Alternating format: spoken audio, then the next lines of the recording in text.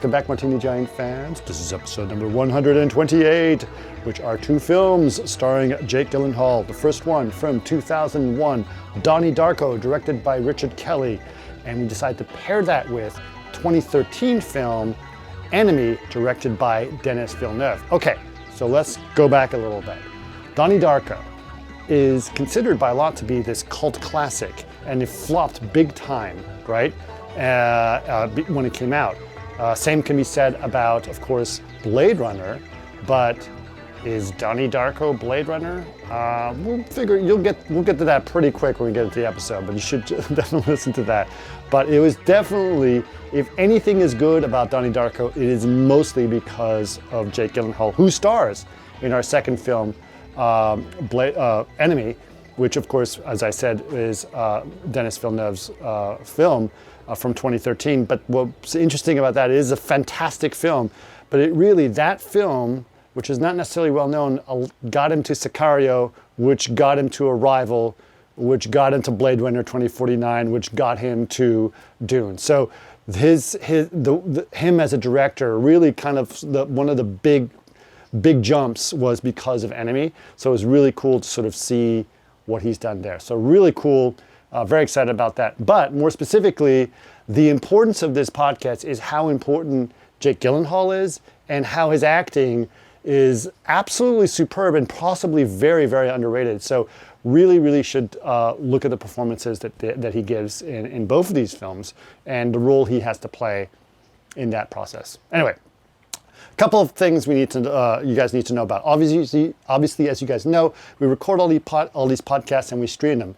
We've been streaming them on Twitch for a while, so twitch.tv/martini_giant, twitch.tv/martini_giant. But we're now actually doing YouTube Live as well, because we figured, why not? We can actually do that. So so if you want to follow us on YouTube and you don't want to open a Twitch account and all that stuff, which you totally get, just follow us on YouTube, youtube.com/@martinigiant, youtube.com/@martinigiant.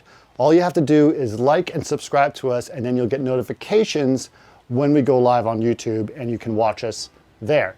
And they usually happen on Saturdays, and usually at 3 p.m. Pacific Standard Time in the United States. They are happening this Saturday. We are going to be doing a Halloween special. We decided to do, believe it or not, Exorcist 1 and 3. Why did we skip 2? Well, we have 3 hours to talk about that. But 1 and 3, Exorcist 1 and 3 are going to be the ones that we're going to be talking about. So make sure and follow us on YouTube if you'd like to follow us on YouTube. Remember, again, that is youtube.com/@martinigiant.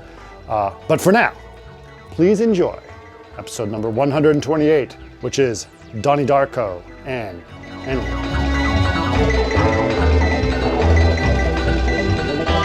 Beautiful. So welcome to Martini Giant, everybody. All right.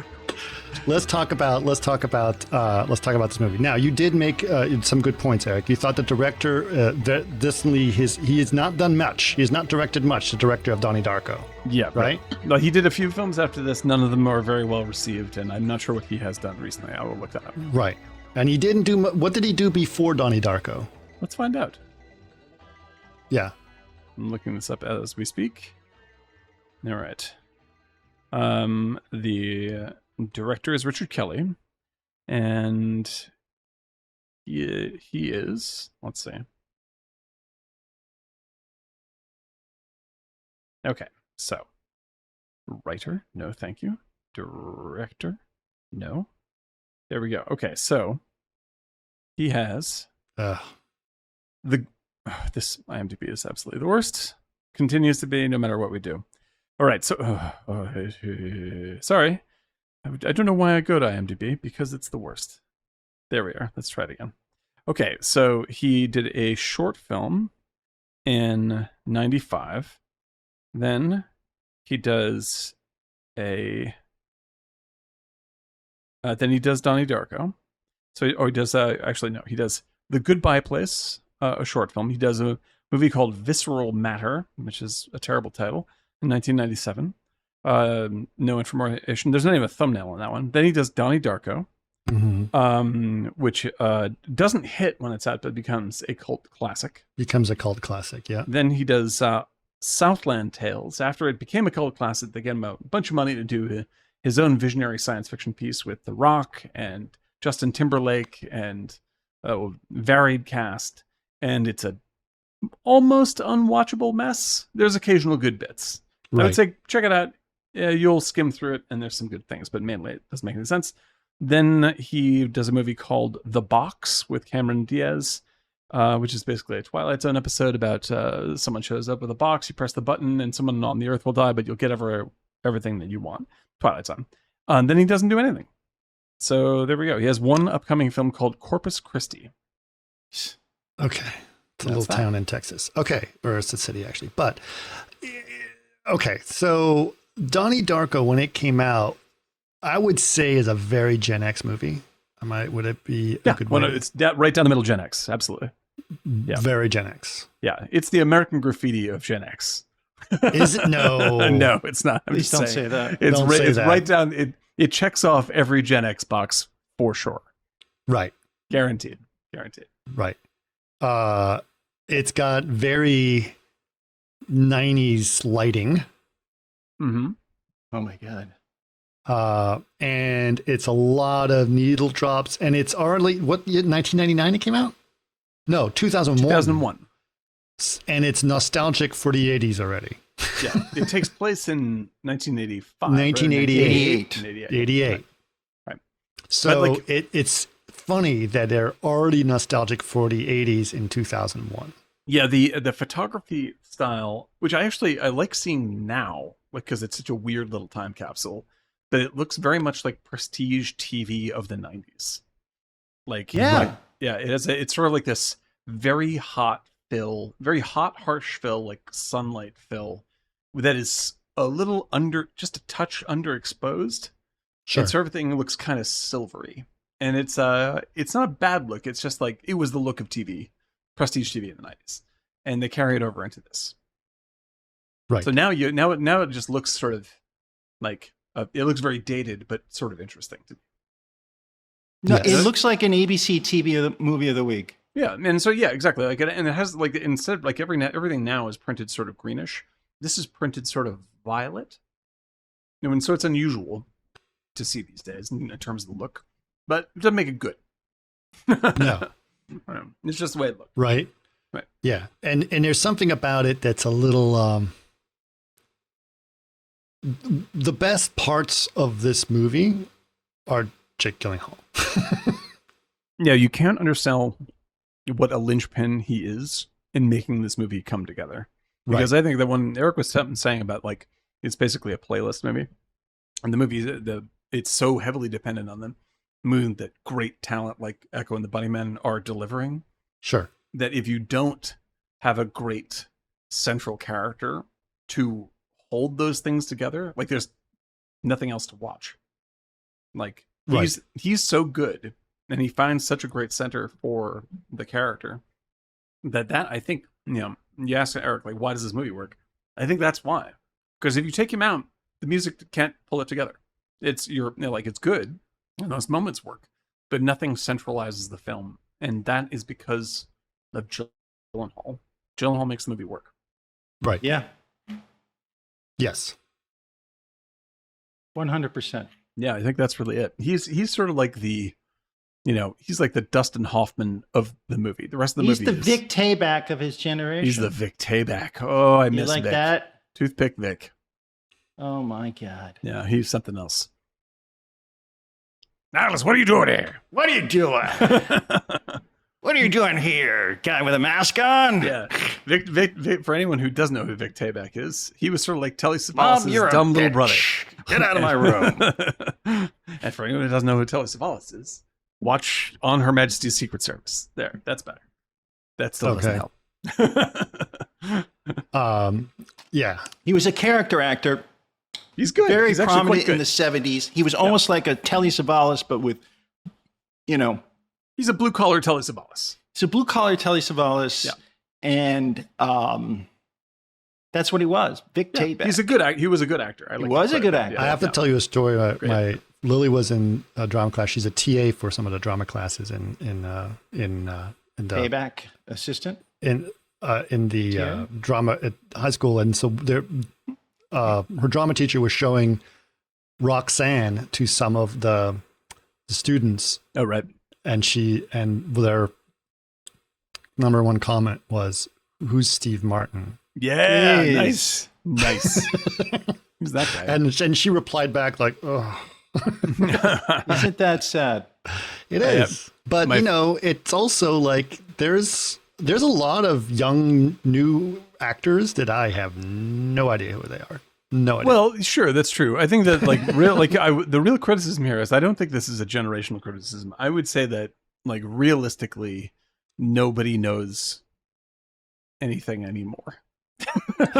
Well, no, I think people there's a lot of people who know who Mark Rober is or Mr. Beast is, right? And that's but we know who that is too, right? But yes, but we're a little bit different, right? Yeah, and there's other YouTube and TikTokers that I have no idea who are. Oh, absolutely huge. true. Yeah, absolutely true. But I mean, in terms of like that's a different zone of media, right? And Sure. I think that the media literacy on all fronts for all ages is a bit waning. Right. And so I used to be able to expect people to, follow at least some of my references, but like Telly Savalas even slips by people our age. A lot of people. Yeah, exactly. That's what I'm saying. It's what brought it up. I was like, we're thinking like, oh, he's like Telly Savalas. Like, yeah, who's that? I mean, like it's okay. It's okay if I'm talking to somebody and I have to explain who Norman Fell is. That's okay. I can live with that. Telly Savalas should be more present than that. But you still have to explain that one, unfortunately. No, Norman Fell, yeah, absolutely. You do. But yeah, Telly Savalas too. Telly Savalas is in a James Bond movie that I know that people have seen. Like really? No, I think that in Her Majesty's Secret Service is probably on the TBS. least seen. You have passively watched. Everyone on Earth has passively watched that movie. They just don't remember seeing it. Right. They just remember, I saw a photo of that guy. They go, oh, yeah. Yeah. That's Right. about it. But it's not his name is not like Brad Pitt doesn't That's come up. true. Yeah, but Brad Okay. Pitt's not famous among new media people anyway. Brad Pitt's is a creepy old man. No, he's not Okay. creepy, but he's some crumbly faced old man. But back to Donnie Darko and related to this. Mhm. Jake Gyllenhaal was not famous before this movie. No, this is it. This is the one. This is the launcher, which is so interesting because his him and career his sister. launched from this movie, Mm-hmm. and this movie, I still think is not necessarily as terrible as Eric. but Oh, I that's still okay. like it. I still like it a lot. I just think Eric is right.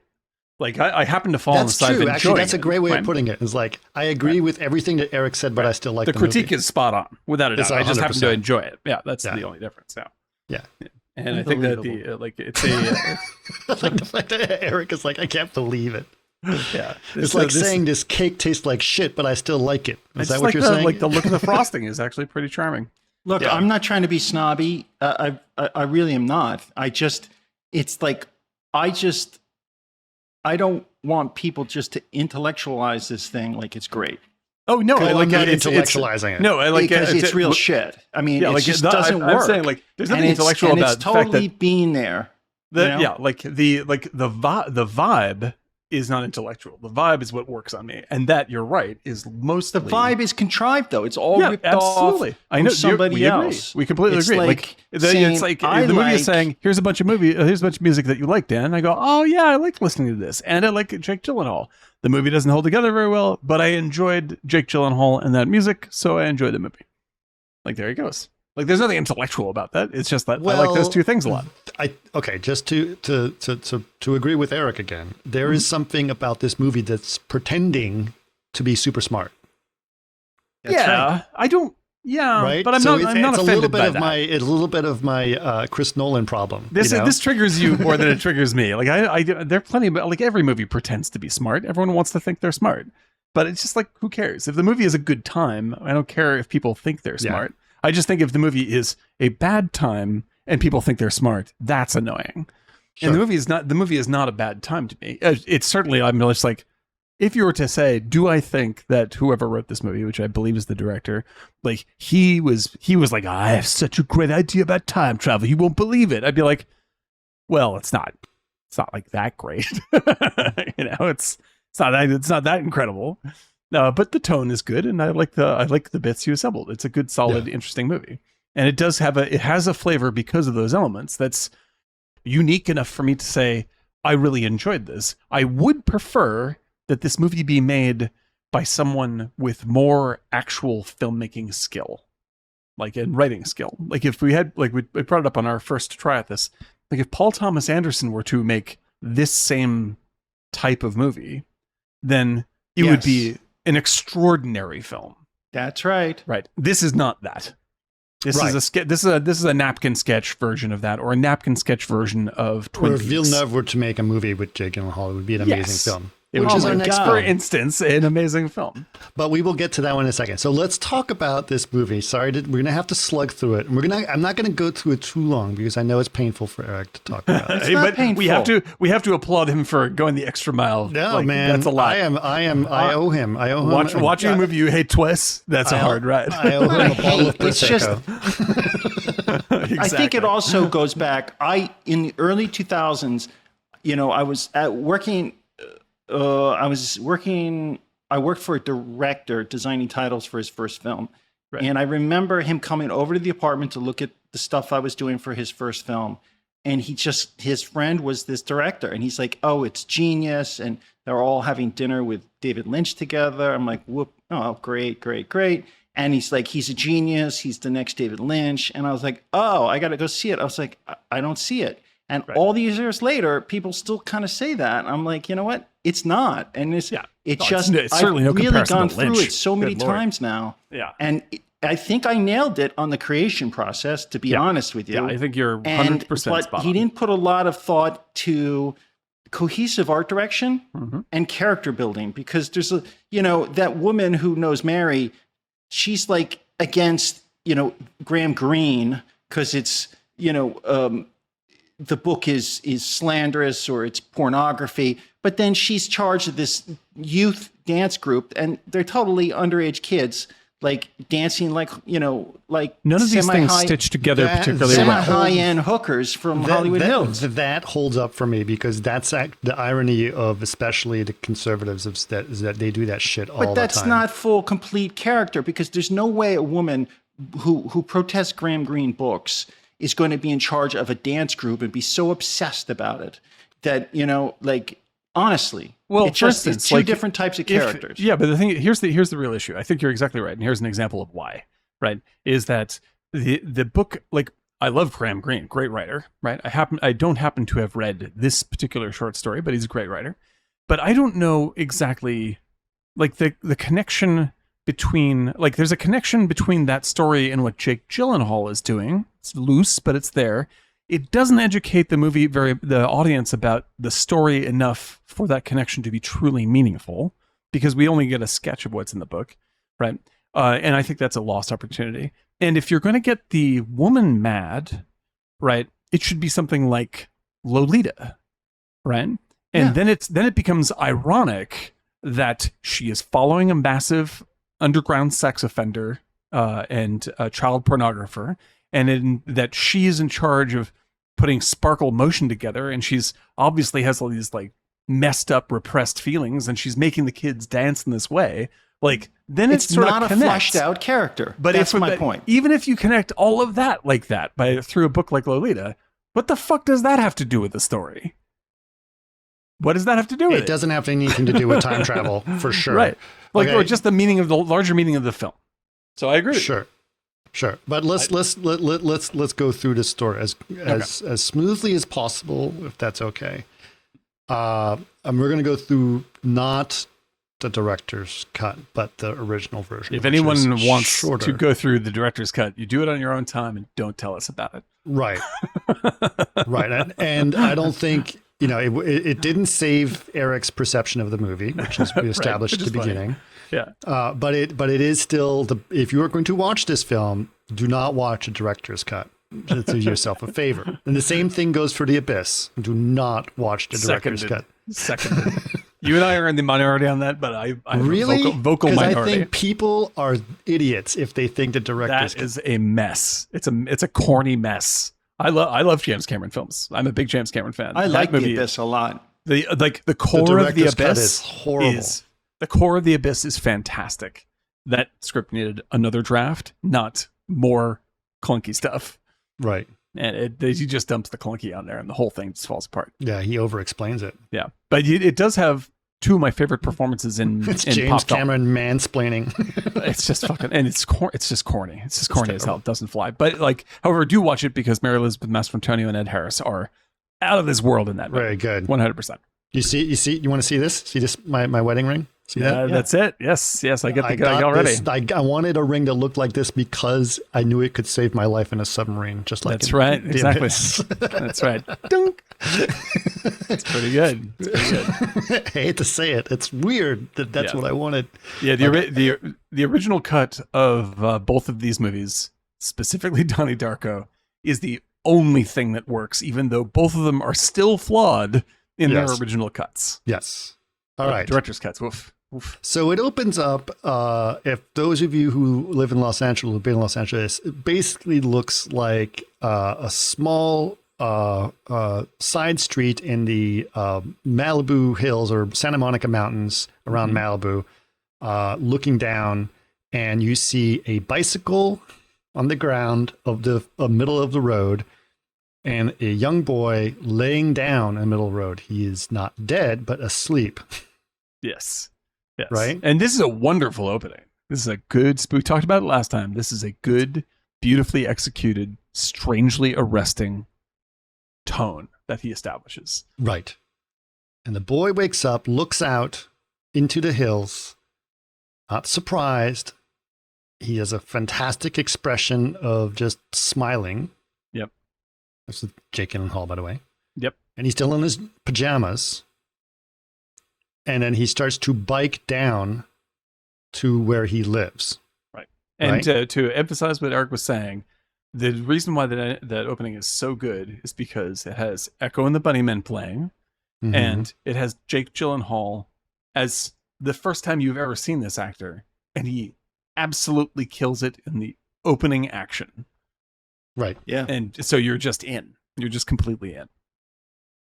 Yes, exactly. So that's basically what's happening. Then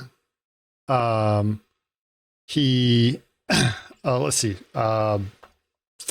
He goes through the town, at which point you start to have the montage with the song. There's a lot of montages that are going on in this. There's a lot of inspiration from 90s MTV. Let's just put it that way, right? Sure. During the height of the music video world. Right. Very much so. And you know what is nostalgic for? Do you remember MTV's 120 Minutes? Yes. That's what it feels like to me. Oh, yeah, that's right. That's right. You remember that when they would play like, the latest, and these were all alternative band things, right? So Girlfriend in a Coma would like premiere there, like that kind of stuff, right?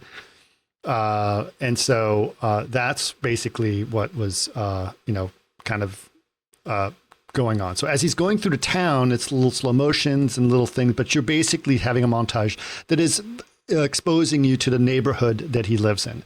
This is not supposed to be Los Angeles, although it very much looks like Los Angeles, and it looks like Echo Park. Yes. Sorry. And so basically that's what's happening here. We're introduced to their house.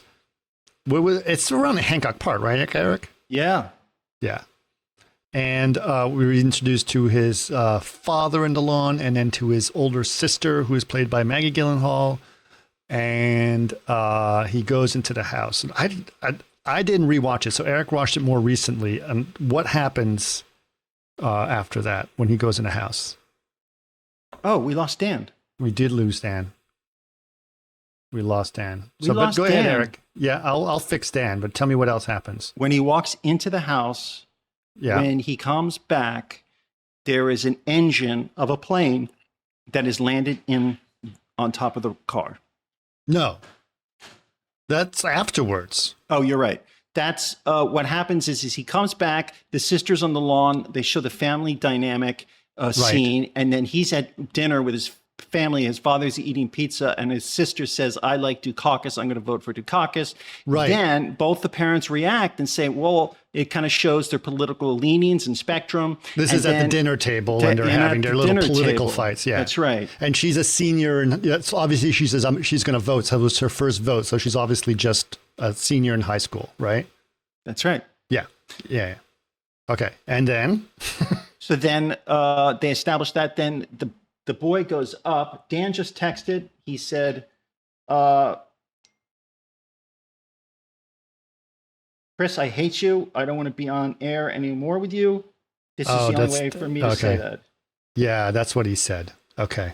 Yeah. He just texted that. Well, so that's it's just all right. us So this is our for the last show. martini giant, or maybe It's we our just last have it just martini you and giant. me, and it'll be a different kind of. It's called Martini G.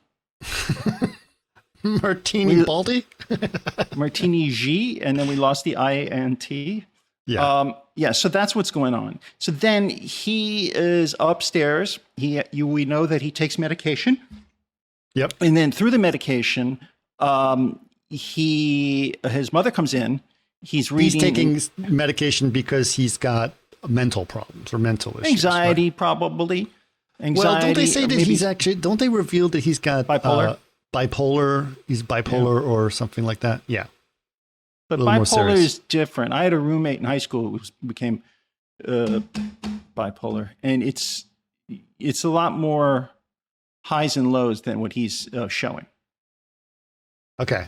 All right. Don't worry, Dan Monkey just Man. said, We are "Fuck fixing. you, Chris." Yeah. What did he Okay. say? Fuck you, Chris.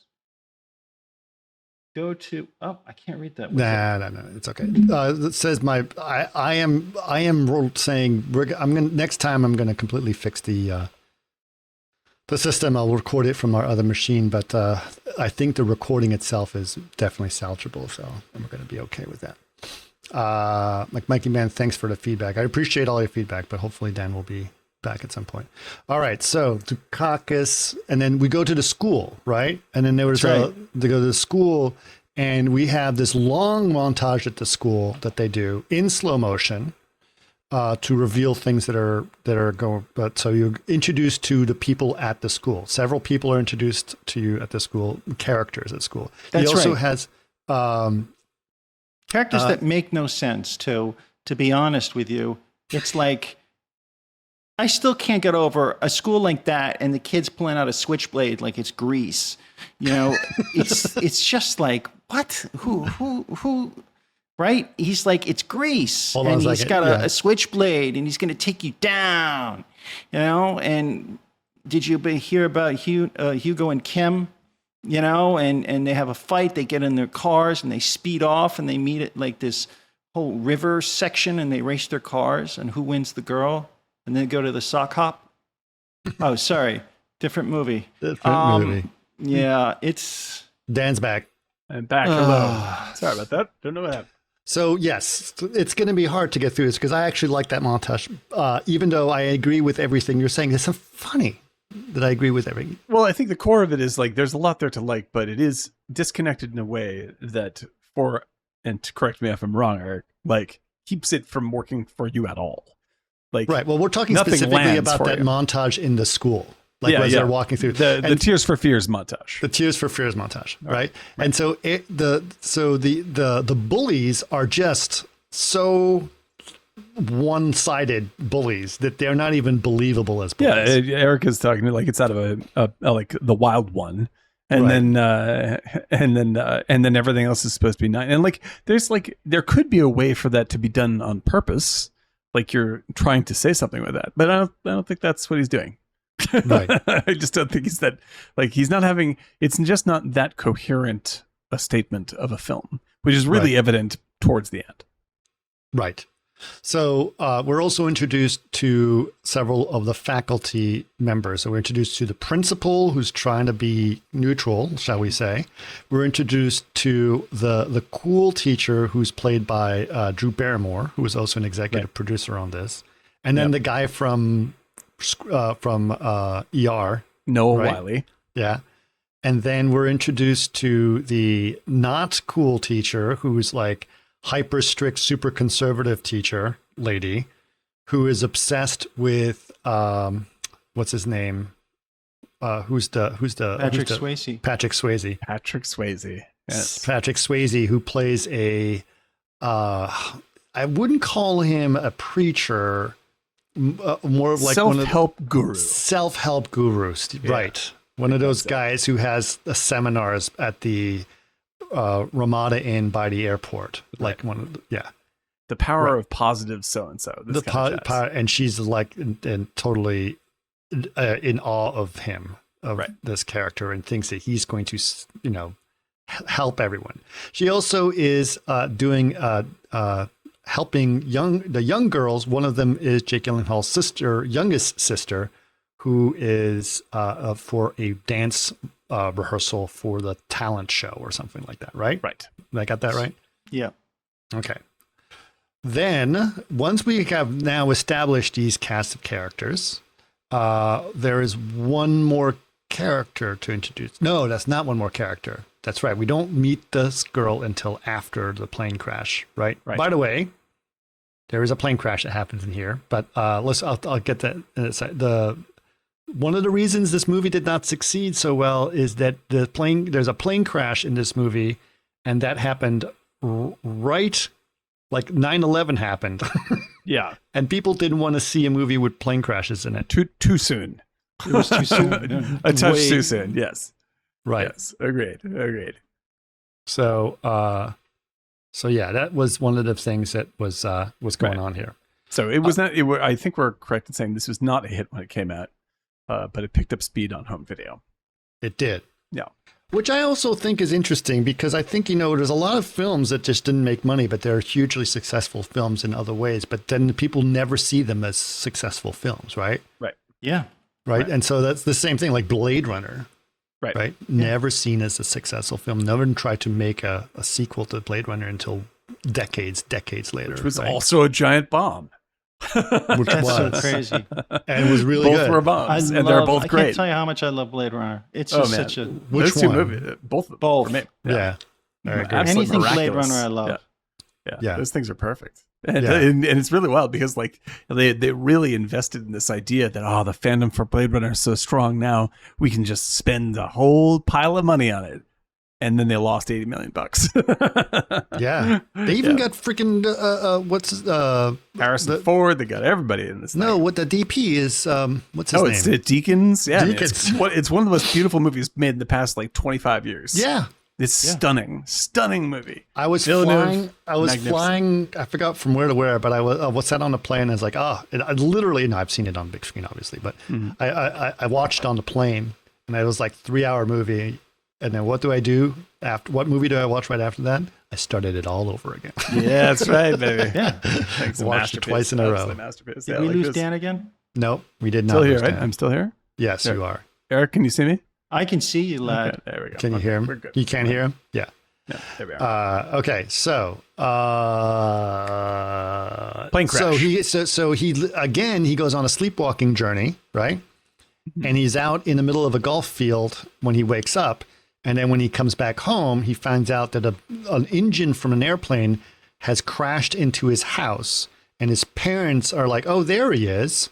That's the part that was really like, wait a minute to me. Yeah, I mean, there's a lot of parts to it, but I mean, that one tonal was like hiccup right there. Yeah. Yeah, I was like, what? Oh, there he is. Where you been? Plane engine destroys roof, how it smashes through where his bed was, and and everyone's just sort of standing around going like, oh, well, that's weird. And then he shows up and they're like, gosh, about time, huh? Yeah. And you're like, right? I expect slightly more panic than this. Right. But anyway, that's basically what happens.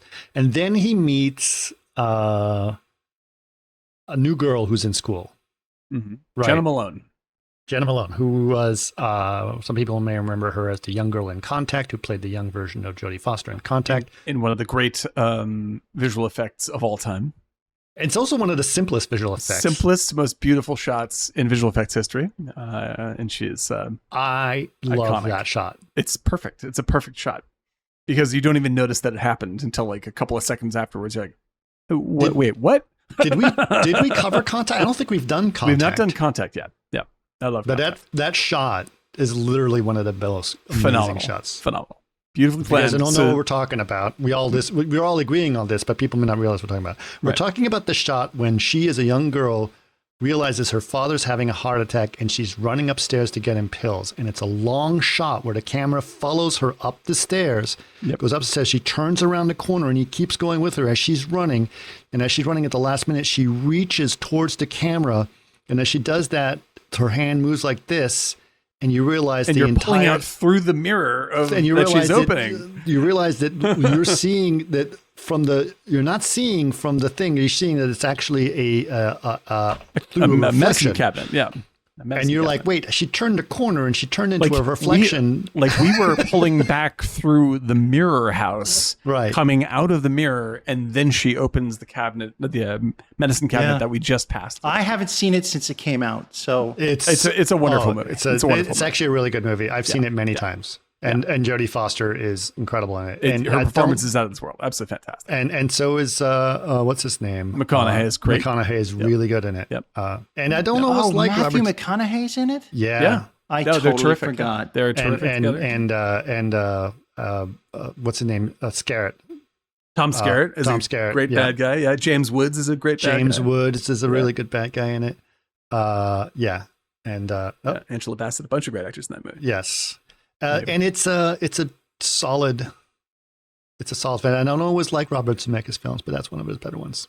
I think that Robert Zemeckis is actually like his most interesting movies are the ones that either fail or are really flawed. Like I really think that like his best, most interesting film that he's made in years is not a particularly good movie, but it's called Flight with Denzel Washington. Oh yeah. And I'm just like, there's so much of this that is weird and never done before. Just as it's a weird movie. It's a weird feeling movie. And I was just like, if only it worked. But he got really into the whole Polar Express thing for a while, and that just kind of like derailed him. It derailed him. Yeah, remember he tried to do like Christmas Carol and all kinds of crap like that, and it was just Polar Express would be a classic if it featured human-looking characters instead of horrifying nightmare villains. Yeah, well, that's the pinnacle story for the Uncanny Valley. Yes. Okay, so Engine falls on the house. Yes. Jenna Malone. Engine falls on the house. He starts to meet this young girl. He's obviously very, very, very smart, but also an outcast.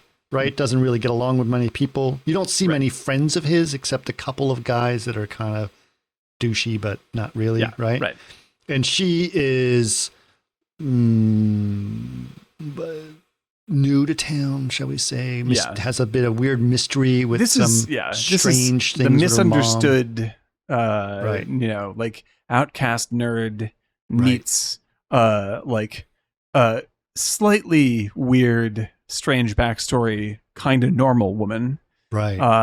And so there's a little crossover between these two worlds. And you can tell that Richard Kelly feels like that Jake Gyllenhaal is playing sort of like a Holden Caulfield kind of character, like from Catcher in the Rye, which is a total misunderstanding of Catcher in the Rye because Holden Caulfield's a fucking creep.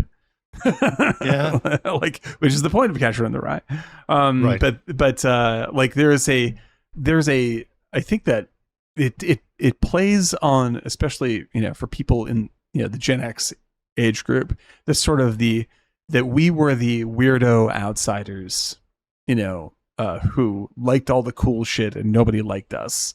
Like that's what Jake Gyllenhaal represents. And so I think that we felt a little seen by that performance, and the idea of meeting someone like Jenna Malone, who's sort of normal, but sort of weird, it was seen as a big win. And that's why that story is attractive to a certain age group. Right. Exactly. Yeah. A normal person kind of understands us. Weird. Yeah. Yeah. Yeah. But I mean, if it's nostalgic for 1988, listen, these kids are definitely a little adolescent, and so is this movie. Yeah. Oh, 100%. 100%. This is a thinly drawn story. Right. Yeah. It's incoherent, especially by the end. I don't really know what the movie is saying. No. But Jenna Malone is an excellent actor. Jake Gyllenhaal and her have great chemistry. Yes. All works. So several things happen. He encounters this, hallucinates this man dressed in a giant dark bunny outfit. Yes, or steel-faced bunny suit. Which is, you can see if you're watching us streaming, you can see it behind us. Right. But he is named Frank, correct? Yes. Right. I'm trying to remember because it was a couple years since I've seen this. Yeah. And Frank tells him several things, to do several things. Frank told him to go to the golf course, right? Mm-hmm. Frank also tells him to flood the school. Right. It's so funny. Go ahead, Eric. When you say, "Oh, it's Frank," I remember. I don't know why I'm telling you this story, but my brother was friends with a guy who I eventually ran up with in Europe once. He owned a club, but in New York, he was a model, and this is late 80s. Imagine late 80s. And he's like, it was over by Varick Street. He's like, we're going to go with Paul, and we're going to go see his father briefly, Frank. And so we walk in, and super nice guy, Paul, and his father was Frank. And so the son called him Frank. He looked like Teddy Bass in Sexy Beast, and he did have a robe on. And he knew Keith Richards and like all these people, and he had the slick back hair. And I was like, "Hi, Frank." "Hey, how are you?" "I'm Frank." and then he just kind of walked around, went to the kitchen. It was a beautiful apartment. And I'm like, okay, so I'm just sitting there alone waiting for my brother and Paul. But whenever people say it's Frank, I just remember like hanging out with, dude. Hey, Frank. Hey, Frank. I'm just waiting for my brother and Paul to come back. Okay. Well, you know what Frank reminds me of? He looked like Teddy Bass.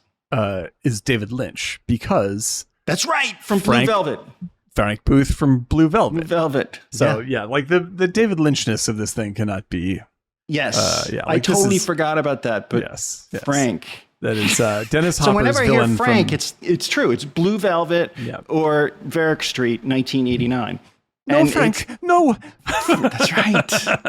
That's my best Isabella Rossellini right from. There. That's where he pulled it from. Frank, no. That's right. Yeah, so that's how what great is that film? Oh, it's fucking incredible. That's one of the best films. And you know, some people say, "Oh, it doesn't make sense." Maybe it doesn't make sense, but it's still a beautiful film. That movie, it makes this movie could have been sense. that. Yes, I agree. Like this movie sits in well with, for instance, I was a giant, and I continue to be a giant fan of underground comics of the period.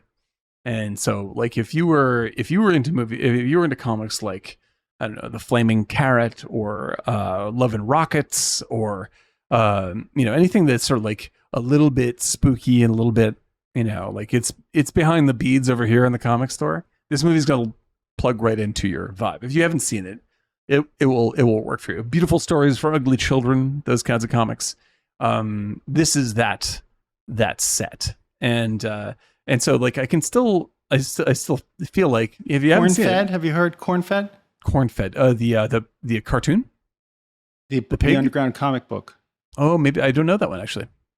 Corn-Fed, but yeah, I think like, because I'm talking about I think you're referencing more early 70s. The early 70s, like I got a whole database the Crumb I just stuff. made. Yeah, exactly. That's it. Like Crumb is magnificent, and Crumb rolls on up into Daniel That's why I was Close and confused. 8 Ball. I was like, "What the hell are you talking about?" Because I thought you meant comic books, not comedians. Comics.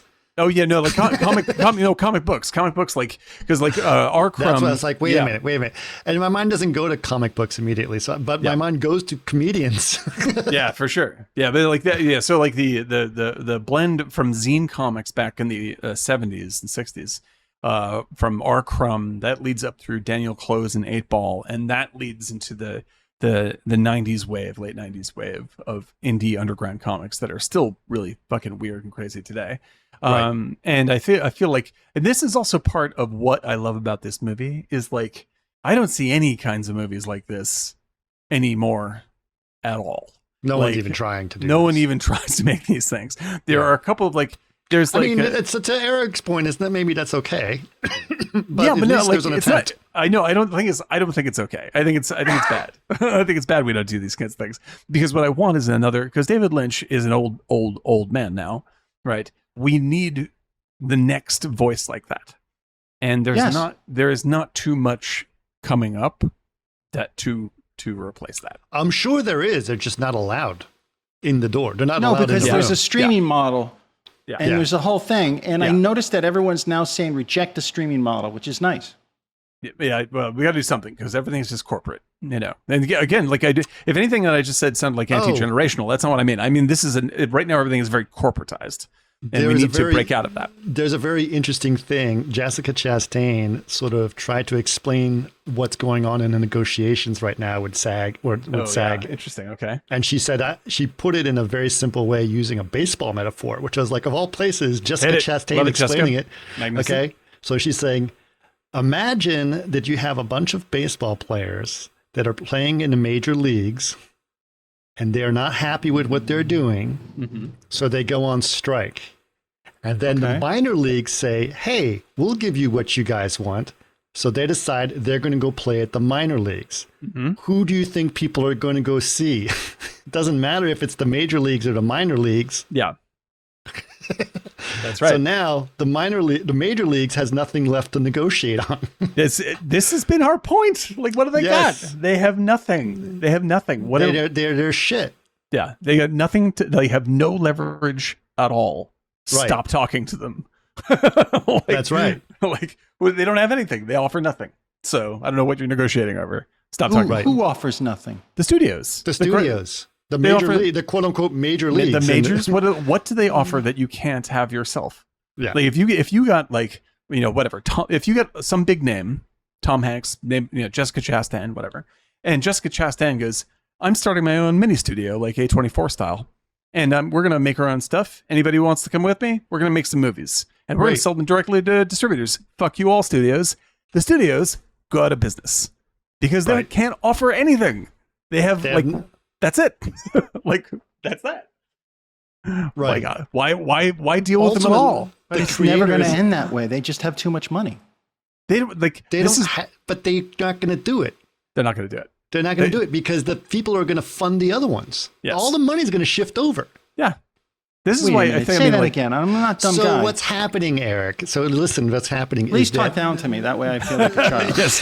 First of all, but you know what's happening? That basically the small independent studios are basically saying, "We'll give you what you guys want," and the other studios, the group that's negotiating, they have nothing. So all the actors are saying, "Great, we'll work with these guys," yes. and so now the major studios have nothing because Tom Hanks is going to work at some small independent studio, and it's fine. Universal has nothing. So they blew it. The studios are blowing it. Like the only thing I can imagine, and I may be wrong, but the only thing that I'm imagining the studio heads are thinking is like, well, we're basically all fired anyway, so we may as well just try and keep as much money as we can as the place burns and then leave. I'll take my golden parachute and we're out. Like, well, what's happening right now is that the big studios are saying, the reason you have a strike is because the little studios are screwing you. They're trying to blame it all on the other ones. Oh my God, guys. Are they really? Yeah. Please. And some people are buying it.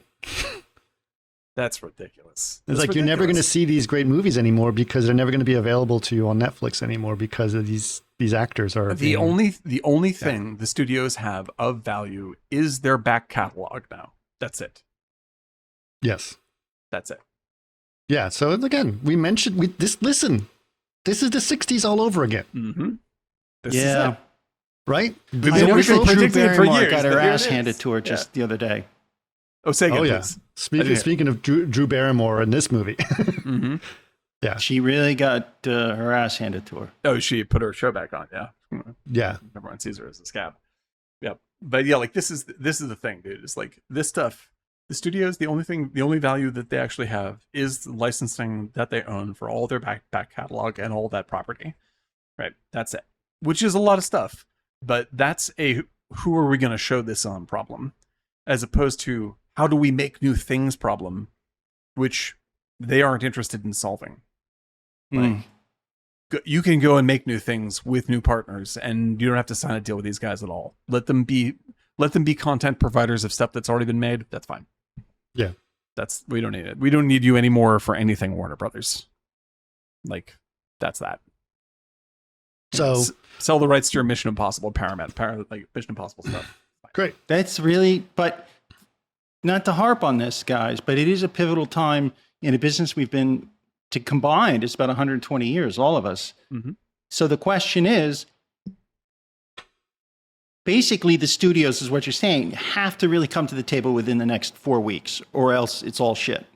I don't know what they have. I don't know what they can, if they don't just agree, then what do they offer to Well, they're convince- meeting next week. They might solve it. So I don't, I mean, like, but I think they've hope it destroyed gets resolved. any good relationship. I think regardless if they negotiate or not, from what I've read, and I've read a lot about what's going on, Mhm. It feels like there's an animosity that's underneath Yes. brewing on both sides that it's really hard to kind of clean that up. Do you know what I mean? Yes. So And I even if think they that- agree and Yeah. dust settles, there's still this animosity. I agree, but I also think that this, I hate to say this, but I think this is actually the way that we have learned to talk to people over the last 10 years. Oh, go We fuck don't- yourself, Chris. That's Like exactly that. right. Yeah. You illustrated it perfectly, but it's exactly that. I think, people like, you take a side and you fucking stick to it. Right. You never negotiate on anything. Mm-hmm. Right? Facebook. Do you hear anyone changing their opinion on Facebook about Yeah, anything? but you know what? To be no one honest changes with their you, opinion. That's a sign of weakness. Yeah, but but this is for me at my age at 38. For me, Yeah, and a half.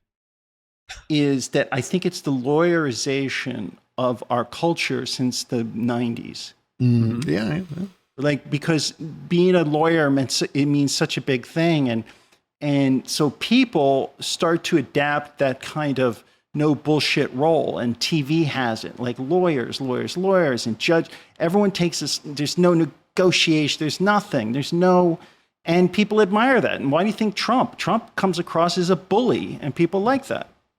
That's yes.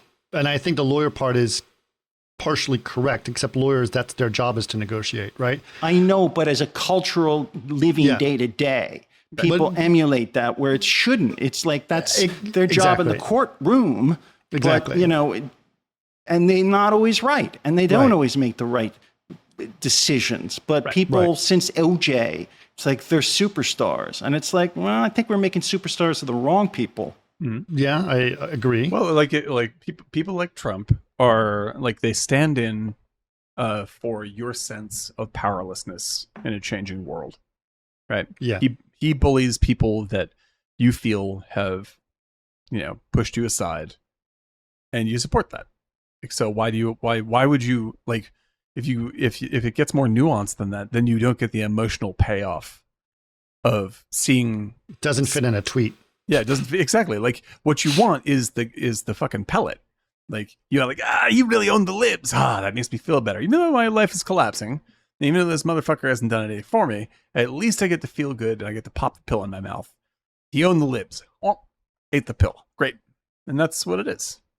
Sure. And But- but selling that kind of, like, that's the no negotiation problem. It's just like, we just come to assume that if I'm a dick, then I'll win. Like, all right, that's how to talk on Twitter. Sometimes you quote win by the other side just stops talking. Sure. And so you win the Twitter fight. That it's not how to negotiate with multi-million-dollar companies. But I think that's the case, right? Is like, we stand our ground Mm-hmm. no matter what. Yeah, like, And that I have a feeling that this is both parts of this are going to be like that, right? There's just no way. Like, can you ever imagine a situation where a character like Donald Trump would agree with literally anyone? DeSantis, Obama, Biden, Pelosi, sure, right. right? No, never. Right. That's not how you are. That's right? not how it works. Right. You have to like say, I disagree with all these people, and therefore you guys support me, right? Yep. And I think that's what's happening with the producers right now. Is they're like, don't give them an inch. Don't give them an inch. They make them the bad guy. Make them the bad guy.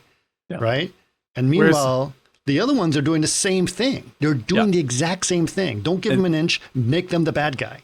My question. That's lawyerization. Yeah. Right. So my question is, if you back away from it, if you say like, okay, what are we really fighting for here? If you're a striker, right, and you ask yourself, what am I trying to actually accomplish? Right. If you can get everything you need and want from someone else, stop talking to these people, because they don't offer anything, and you go, sure, that's fine, I'll go to A24. Right. You're out of business. That's how it works. I think that's actually true, and I think that's an interesting way to work. But yeah, there's what I think is going to happen is that, same thing that kind of happened in the 60s, probably even more so, is they're shaking up the Etch-a-Sketch, right? They're starting over. So I think the thing that's different than the 60s is that the tool sets is not so proprietary anymore. Meaning, then it's like, I got to rent a Panavision camera. It's the only way to get a good look. And all this kind of solidified Hollywood stuff that is part of a system. It's so fragmented, and you don't need that. Individual producers don't need any of that. Like, that's the thing is, I think that A24 and companies around that size understand that creators have total control over a product. Like, they have access to all the tools they need to create the thing. Like, and A24 just wants to, people like A24. Like, they've made good and bad movies, but they explain that to our fans. That's basically what's his name's company. What's his name? Oh yeah, Leonardo? Yeah. So like A24 is essentially like a curation company. Like, they talk to people who fit their vibe, and they plug those artists into their distribution. And so by seeing an A24 logo on a film, basically what it's going to feel like. And that's helpful to the viewer, right? I don't think they execute that much more control on their creatives at all. If it's outside of their tone that they want to sell, they don't talk to that artist. But if it's in the ballpark, they're like, please let us represent your film, and they let it play through. Like, that's the way it should be, because then the artists get control, and they get what they need in terms of branding at A24, which gives the artist a lift and keeps everything in the A24 style. It's funny. I saw an interesting artist the other day, and he's an AI artist, and he does nice work, and he also is selling NFTs, and he's repped by William Morris Endeavor. Oh my God. I was like, what? So that's a change that's happening as well. But I think these curation companies are going to become very important representatives. Like, it's like how essentially that's how wasn't Marvel, it the same thing that Zoetrope Films or whatever that tried to do? Yeah, right. Yeah, which collapsed because of egos. Yeah. Well, and that may happen at A24 once you get a bunch of freaking big name guys like that's very go true. to A24. But A24 is not A24 is not like Coppola and everyone in Zoetrope were also the filmmakers in Zoetrope. But A24 is not a set of directors that are trying to make movies. United A24 is a Artists distribution company. Way. United Artists was the same way. But what about what's the other one? The one that does all the horror films. Blumhouse. Blumhouse. Like, Blumhouse does, it does pay for movies to get made, obviously. But I mean, like the ideal with these guys is that they have a brand that they're trying to sell called A24 at Blumhouse. Like this, if you come to see one of these movies, it's going to feel like this. Just like with Marvel, if you come to see a Marvel movie, it's going to feel like this, right? And they're not owned by the filmmakers. Watch a Russ Meyer film, it's going to be like this. But like A24, unlike Zoetrope, is not owned by the artists that are making the things for A24. Like A24 is a distribution company, so they are trying to look at things that match their model and plug them in. Whereas they go to every film festival, and they buy the stuff up that fits their brand, right? And whereas like Zoetrope was like, we're a bunch of incredibly creative people, and together we'll have a company that makes brilliant, amazing films. Turns out we're also a bunch of egotistical jerks, and we battle each other and our company falls apart. Like, Right. that's what happened to that. That's because they're a bunch of very difficult artists. But that's not what A24 is. A24 is a business model as opposed to, you know, But what's also interesting is that somebody else tried that model or did that model for a while and got really thought the system was Prince. Sure. He had his own record company out of Minnesota or wherever and owned studio, and the big labels fought him. Yeah, but this is what, like, when you brought up this is the 60s, like, this is the big labels in terms of film do not have any leverage anymore. They're losing their leverage, right? So, like, Prince has to fight uphill with whatever ASCAP or whoever the fuck they're. That's right. Yeah. Right. But Sony. That's why he wrote on his name. He changed his name. Yeah, so he could own all this material. The artist formerly known as Prince is because they locked him in this horrendous contract. Right. So he changed his name and then wrote slave on his cheek all the time in the 90s. It's to fight Sony. Right. And so, like, now all these artists don't have to fight that uphill battle because the studios are weakening. And that's their opportunity. You know, like, this is when you can actually take a stand and create a new relationship with a new set of distributors. And you don't have to go through these fucking old, slow, you know, money-sucking giant, you know, rich idiots. Like, you don't have to. And I think that Chastain is pointing this out. Like, why the fuck would you even deal with these people? You know? Right. It's just like, you know, like, it's literally, like you brought up before, Chris, it's like someone coming along and saying, horses are the way of the future. And you're like, I think I'm going to invest in this automobile thingy. Yeah. Anyway, it's very interesting that that's going on. I forgot where we were in the movie. Anyone remember where we were in the movie? I think. Yes, that's right. He is told by the bunny rabbit to flood the school, right? And I forgot there was a specific reason why he wanted to flood the school. Was something he read it in the book. It's in the short story, the Graham Greene short story that they're reading in class. Right, it's in the book. So they did that, and then they blamed that on him reading the book, or at least the conservative teacher did. Conservative teacher also is obsessed with trying to teach the kids the way of Patrick Swayze, and Jake Gyllenhaal thinks it's the Swayze way. He thinks it's bullshit and completely doesn't like it, right? She's very upset about them, thinks he's horrible, right? And then she has a lecture in the main hall with Patrick Swayze, at which point Jake Gyllenhaal asks him all kinds of uncomfortable questions like, how much money is the school paying you? All these other things, right? And basically tells him he's full of shit, and everyone cheers, and they're all very upset about how they're treating his guests, etc. So doesn't go too well. But he is also very disruptive. The hallucinations get worse and worse. There's some very strange visual effects that are kind of starting to look like The Abyss. That is an interesting idea. It's a demo reel for a school. Yes, it's After Effects demo reel. When it's a horrible. tube, it's dated and it doesn't with look the clouds. Good. But it does not look good. It's trying to look like The Abyss.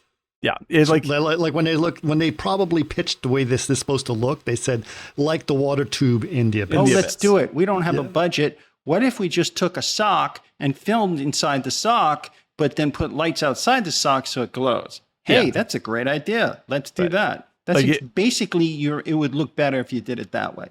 And to which point, a good director would say, "Fuck that. Let's just think of a creative way to solve this because it looks like shit." Wait, and the thing is, if you the tube bit works when it's a tube. At least you just go, oh, it's a dated That's effect. when it's the hand. But when it makes mistakes, like the tube turns into this like weird Homer Simpson hand, like waving him on. I'm like, the fuck is that? It looks like shit, and it's a dumb idea. Like, why even invest in that? And then you go like, what does this mean? Like, what does this mean for the story?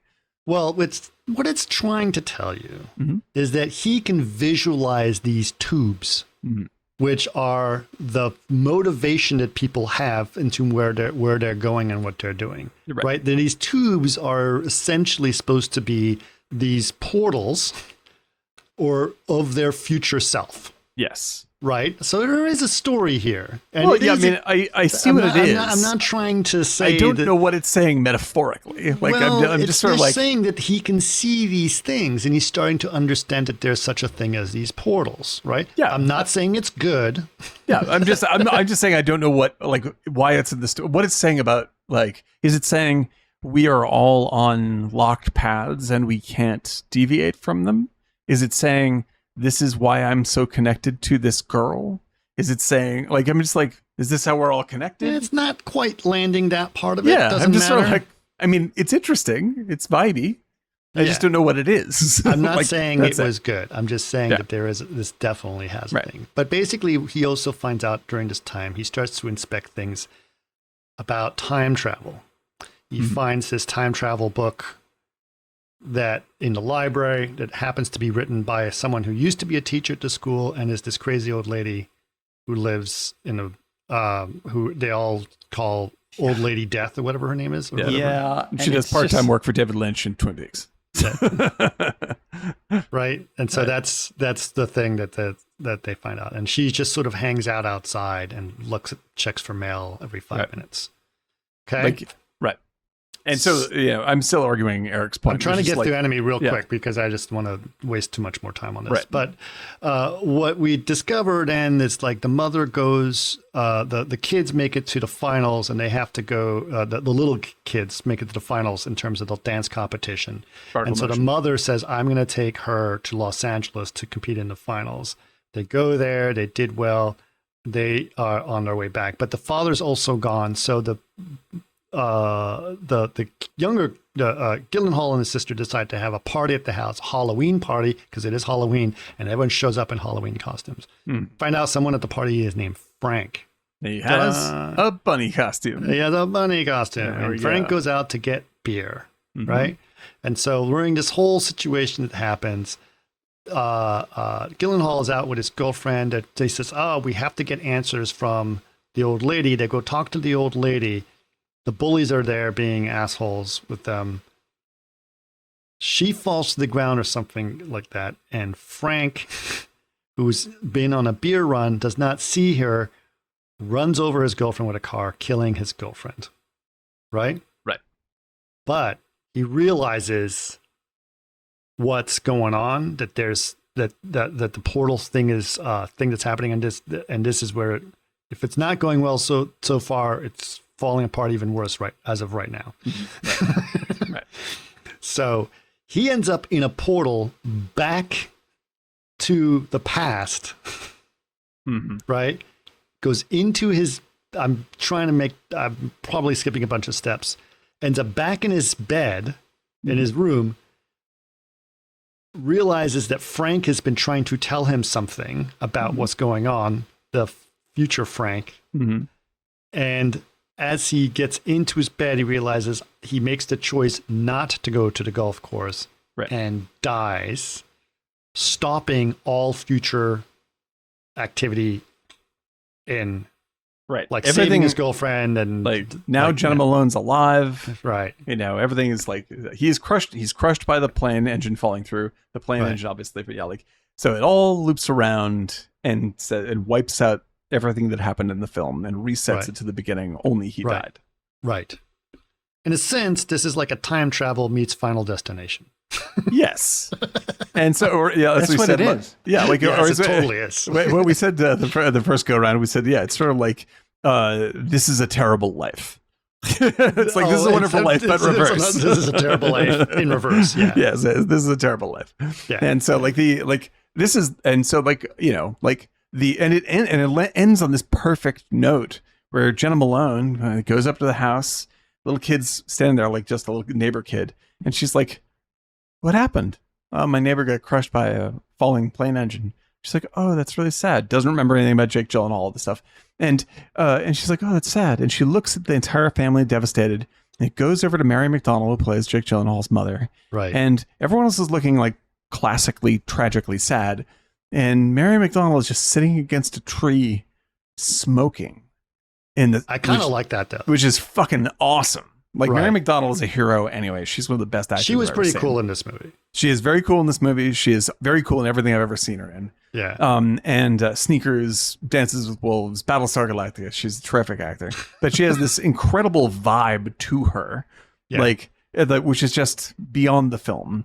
And seeing her like sit and smoke after she knows her son's been crushed, Right. and she looks back at Jenna Malone and just sort of raises her hand like saying hi, and Jenna Malone raises her hand, and the little kid raises his hand, and then that's the end of the movie. You just go, I don't know what that meant, but that was fucking great. Like, that's a great little scene.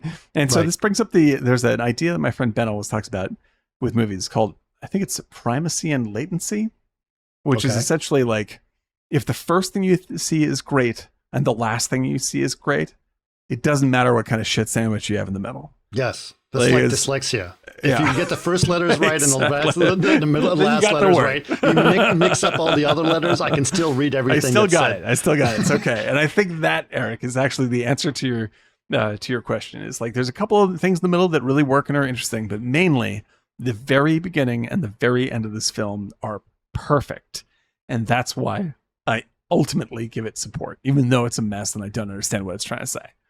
Like, Jake Gyllenhaal's holding it up the whole time, doing a masterful job in his premiere performance, and then it lands the plane.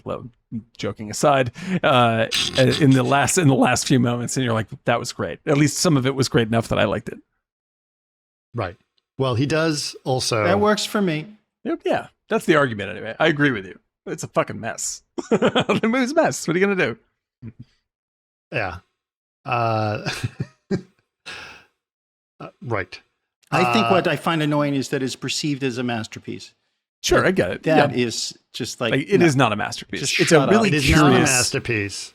Yeah, it's a really unique movie. It has a unique tone, and it would be great if someone were to attempt a more McDonald's coherent version of that. McNuggets are unique food. Yeah, it's still delicious though. That's a bad comparison.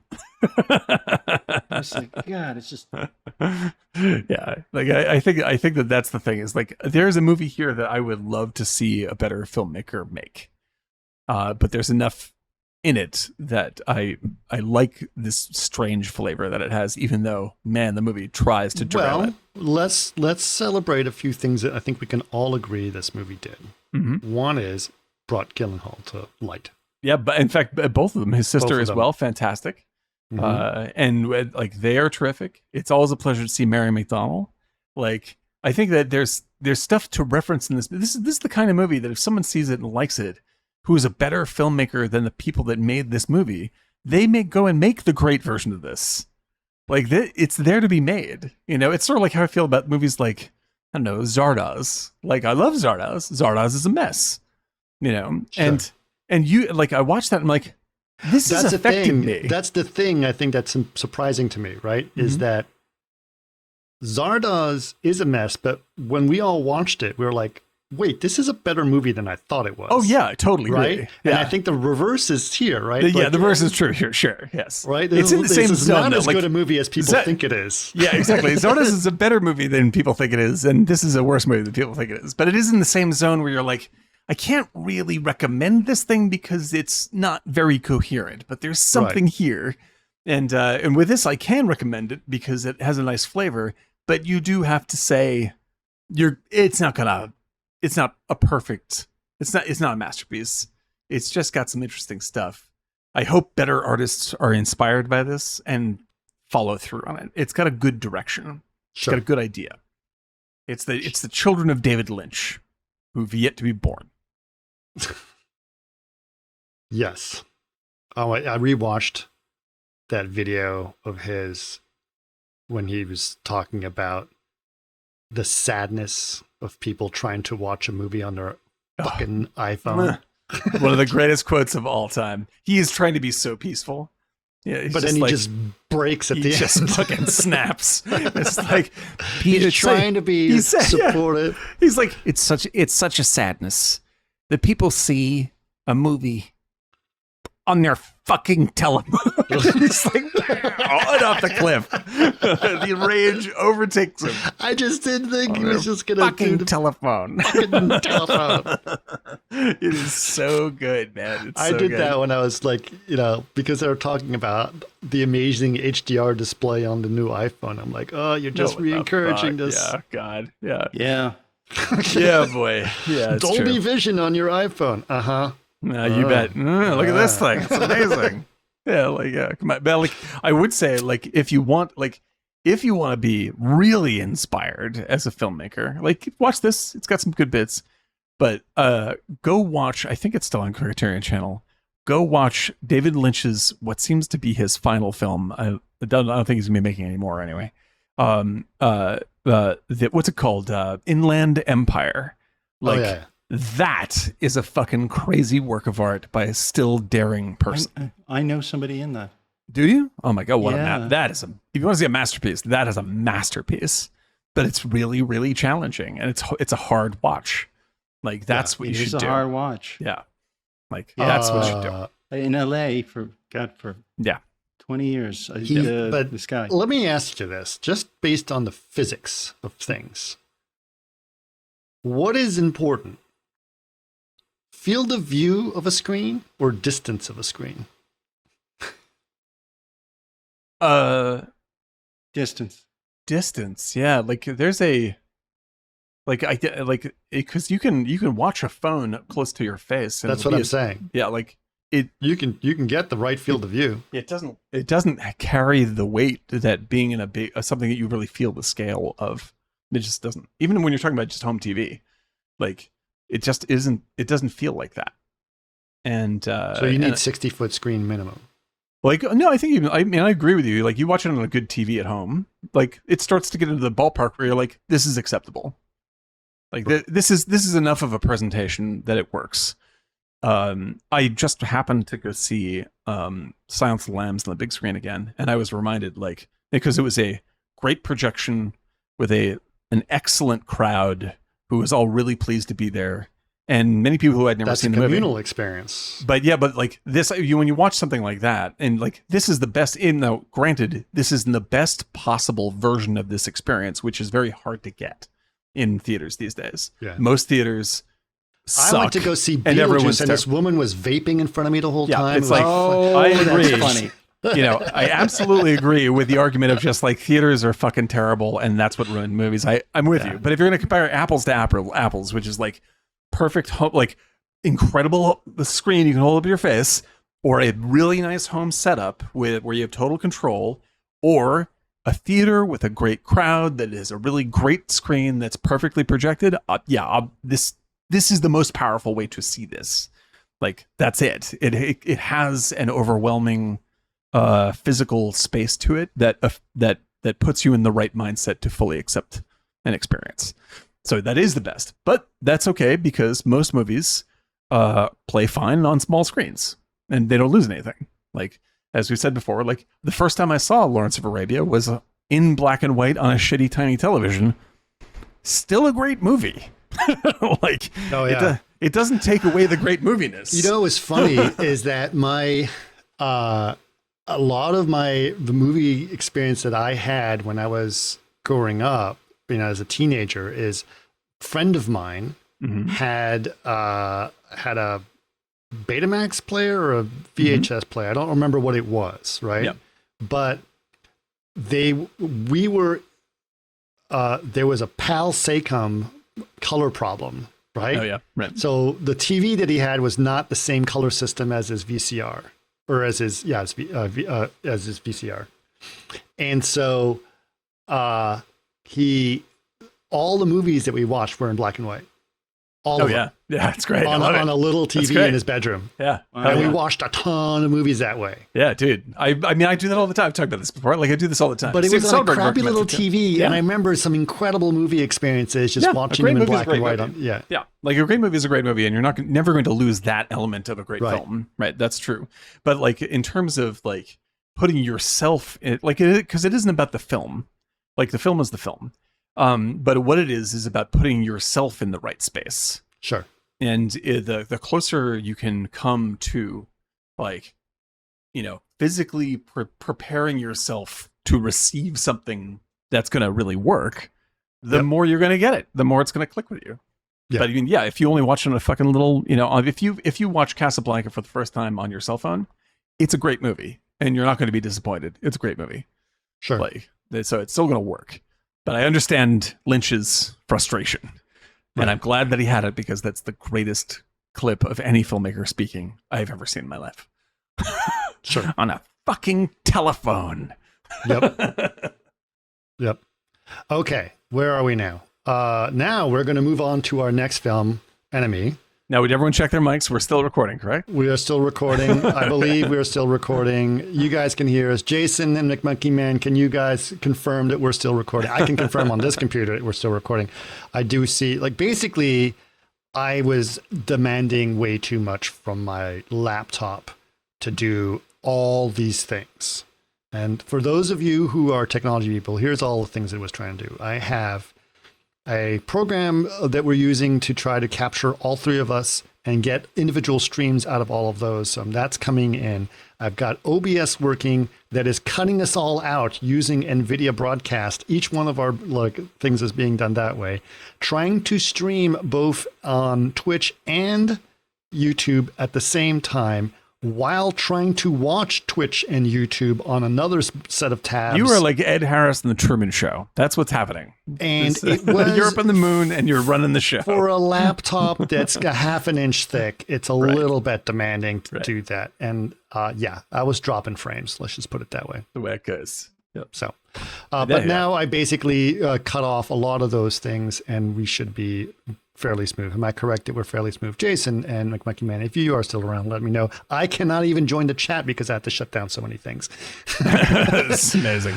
But we're going to talk about Enemy, and Enemy is obviously much later in Gyllenhaal's career, but also an interesting thing because this was before Villeneuve sort of had become a more household name. He was just starting to break through because he had done Prisoners with Jake Gyllenhaal. Right. And so this was it wasn't until Arrival that everyone's like, who is this guy? Nobody knew who he was, but he had a minor hit with Prisoners. Gyllenhaal had done well. I love that film. Very, very, very good thriller. And so he was definitely on the upswing. Like, he had not yet become a name, as you said, but he was studios were thinking well of him. Mm-hmm. And he got to sneak in this little project in between this and his next movie, which I believe is Arrival, that puts him on the map. Right. I think the next movie is Arrival. Yeah, I think you're right. Is Arrival. So this picture, Enemy, it's a very small scale film. Now, you guys, neither of you had seen this film. Yeah. No. Right. No. What'd you think? So I think it was great. It's a fabulous movie. Yeah. To me, as someone who always thinks about filmmaking, not just the film itself, I also loved it because I realized how simple and this movie is probably could be shot in 2 weeks. It's the limey. It's simple. Yeah. That's a good way to put it in terms of that scale of stuff. Very tight, very focused little story. Right. And then you take the general concept, you really hold on to it tight. Really hold on to it tight. Yep. And you demand incredibly powerful performances, although very simple performances from a very tight cast. Yes. Very tight cast. As Nick Offerman would say on Parks and Recreation, don't half-ass two things, whole-ass one thing. This thing, he takes this very, very, I wouldn't say straightforward, but a very understandable, tight idea, and they absolutely commit to selling it to you. They're like, we're going to do everything correctly. That's our job. Yes. And the other thing that was interesting to me is I felt like the story obviously has a mystery. You're trying to solve a mystery, trying to figure out what the hell's going on. And you're wondering, okay, they're going to explain it. And then, aha, right? Right. And part of me, when I first was watching this, I was like, please don't be Sixth Sense. Please don't be Sixth Sense. Please don't be Sixth Sense. You know what I mean? Where it's just like, if you figured it out, then the whole thing is just whatever, right? They never really explain it. Right. At all. So I'm just giving you a heads up. Like, we don't really know. They don't say what is happening, but you understand what is happening. We have some understanding. Yeah. Like, it's in there. And I think, like, especially with the final shot, that's the shot that makes you go, I think I understand what's happening here. Like, and it will sit with you, and what you will think of is correct. All right. Part of what's involved in this final shot, well, I don't know if we should give it. Well, I'm going to say let's go through it, and then we talk about the. Okay, last time I want to point out, we said that if you're listening to this podcast like delayed, and you're listening to it recorded, go watch the movie, then listen to this podcast. That's a good idea, because we need to talk about what happens in the movie, and you should actually just see the movie. Okay. Like, that's the right thing to do. Also, I should note that Jason put in check. He apparently does not. We are massively delayed on Twitch. So that's what it sounds like. I see. Okay, there we go. Makes sense. But we're still there. So okay, good. Gotcha. So thank you, Jason, for that. So that was literally a long time between those things. Right. They just started the podcast on Twitch. They just started a podcast. Yes. All right. That's fine. That's all good. So the where were we? You were about to tell the ending. So where does this start? This starts off with strangeness, as far as I remember. Again, I saw it 2 weeks ago, so it's not as fresh in my mind as it was. And I was going to watch it again today, but and then I ended up watching Seinfeld instead. But anyway, spiders, what's the deal with those? Spiders, what's the deal with the spiders? But basically, it starts off with what's his name? You find Jake Gyllenhaal is involved in a very uncomfortable secret room situation with obviously some sex acts happening on stage. It's a weird, expensive sex club. It's weird, expensive sex club. But imagine like a, I don't want to even call it burlesque, but it is, I don't want to quite call it the donkey show in Tijuana. No. It's like, it's sinister. It's not like nasty and disgusting. It's just sort of like spooky, underlit. Right. Just to give you, there's a woman on the stage, and she's very theatrically lit, and very she's pretty. masturbating, and about 50 guys are watching her. And they're just staring. Like, it's not like, there's nothing sexy happening here. You're just like, what the fuck is this place? It's really nicely shot, but why are we watching this? However, and I think I brought this up last time at the beginning, but everyone missed it, but now it's finally being recorded. This felt like a movie that I have watched that neither of you have watched, called Behind the Green Door. It's almost exactly like Behind the Green Door. Okay. Amazing. Denis Villeneuve presents Behind the Green Door. But it's true, like, because Behind the Green Door was kind of a, if you guys don't know, it was a very famous porn film from the 70s? Yeah. 70s. Late 70s? Early 70s? Early 70s. Early 70s. And it was when people in that time were trying to make artsy porn. Right.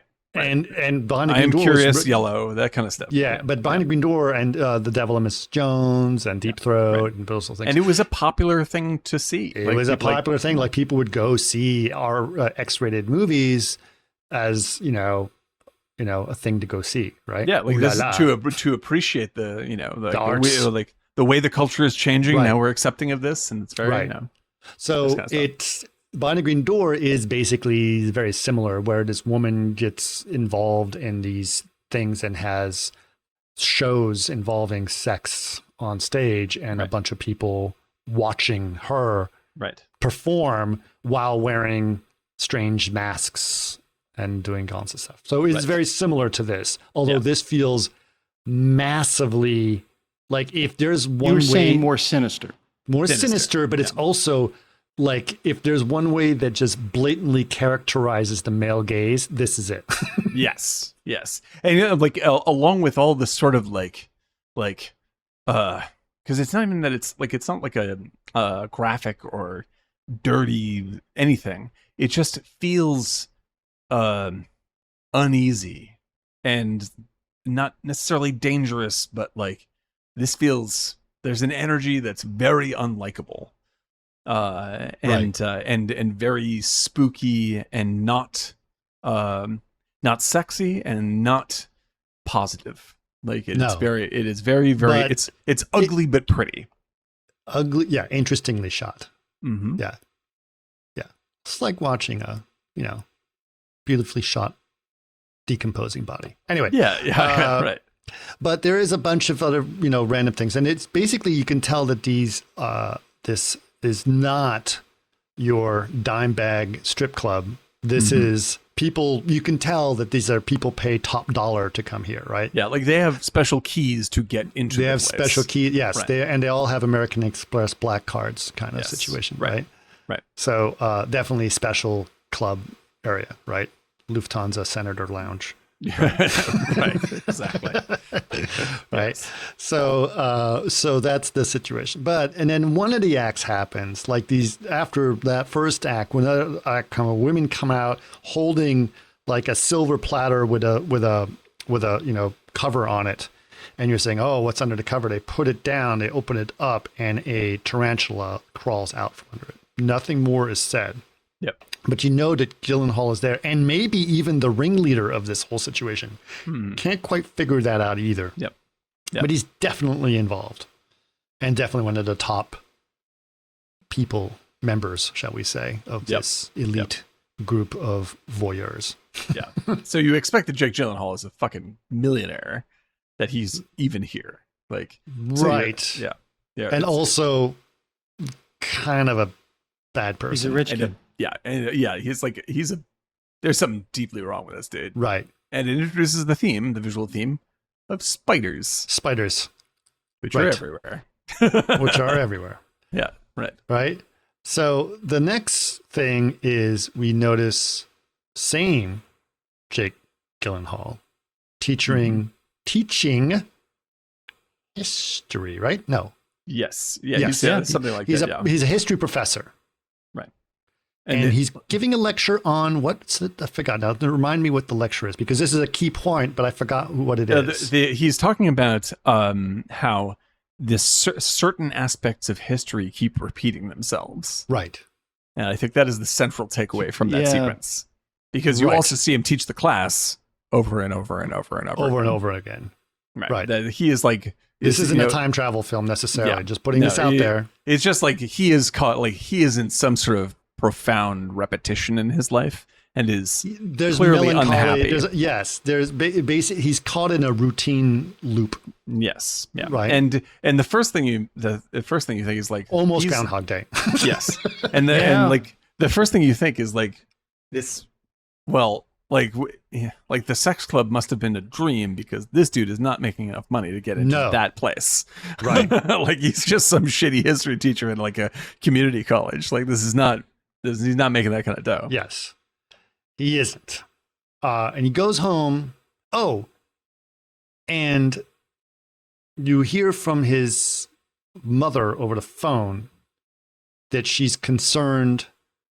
Hope he's doing okay. She's concerned about his apartment being kind of like, I don't know if you're living too well these days. Yeah. Right? Not making enough money kind of situation.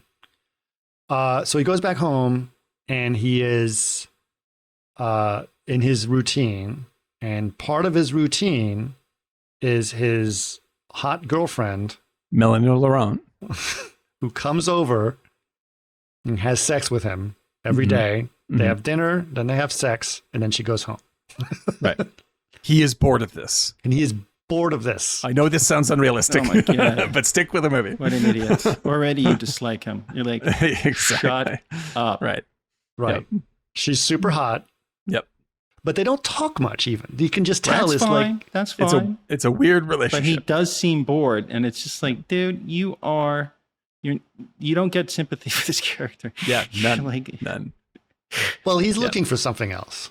Like there's something clearly missing from his life, right? And like also I want to throw meaning. There's no meaning to his life, right? This doesn't feel meaningful enough.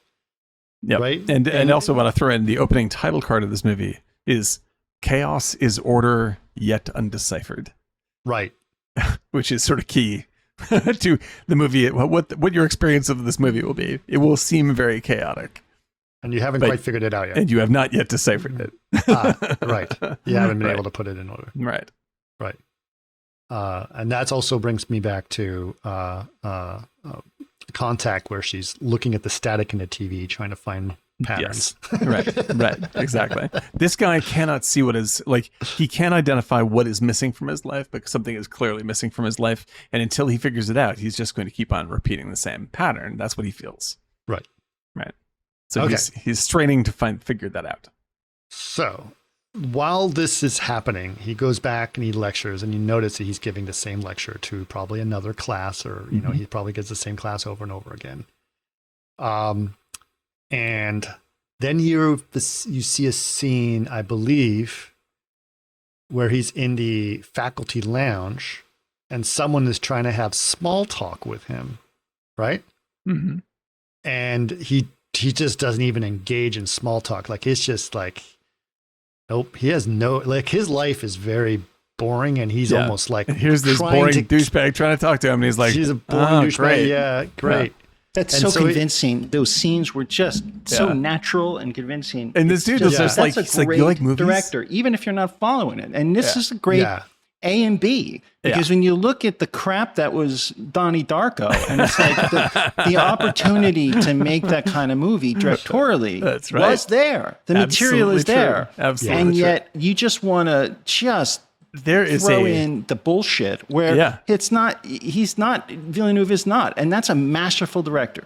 He, like, the confidence in every sequence. That's right. Is what you're like, the guy who's making this movie knows exactly what he is showing me.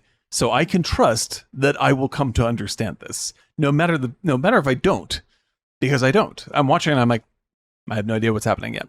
No idea. But I trust the skill. You're engaged. And there's a layer and a fog of intensity that guides you through it. And even if it didn't make sense, there still is that fog of intensity that you see with smaller films that is like, holy moly, I don't know what I just saw, but it was beautiful. Mm-hmm. You can't say that with Donnie Darko. No. It's just contrived shit. And I'm not being negative. Donnie Darko doesn't ultimately know what it's saying, whereas this movie knows exactly what it's saying. That's right. So it has this one very important element, which is because hold on. It knows what it's saying without saying it. This is what I'm going to say, right? Is that here's the key: is that it's so tightly made that you trust it, even though you don't understand it, and then the movie trusts you to figure it out. Like, he does not go like, oh, now I'm just going to spell this thing out for you. It just goes, you got it all. You'll figure it out. Don't worry. Keep thinking about it. And then you think about it and you figure it out. And then it's, we don't do that anymore. Yeah. There's a mutual trust going on here. We explain every feeling that you're supposed to feel. Yes. That is why Barbie has so many speeches in it. That has a lot of speeches. A lot of speeches to tell you how you're supposed to feel. That's right. Because if we don't trust you to figure it out on your own, because you're going to say racist or something. No, we have to explain it to you so that you don't have your own interpretation on Twitter. If it is completely undigested emotion, how am I supposed to know if I'm right? Right. Here, pre spoon fed to you right here. Right, here you go. Okay. Chewed food. There you are. Just like you wanted. Just like you want. All right. This one doesn't do it. This one is much more clear about what it's trying to do. So, oh my God, we're losing speed again. Come on, little laptop. Yeah, in fact, Jason was very nicely followed up on our Discord in the subscribers lounge. He said, "Yeah, at Chris, the latency today is worse than I've ever experienced. Minutes from when McMonkey Man and I would send a chat text, then it would finally reach you minutes later. So yes, this is absolutely the worst delay that we've ever had. I don't. Yeah, and it could be. It's probably me, but it's not great. It's still suffering a little bit, but we're powering through. We appreciate that. Bye. So I'm just hoping that the recording is salvageable, and then you guys can just watch that. Anyway, just goes to show that I'm asking a little too much to try to do this all from one laptop. So I will find other ways of making this work next time. Where was I? Villeneuve is a master. Is what Villeneuve is a master. Okay, so he's teaching this class, as we have mentioned. He is besides teaching the class, he's also he's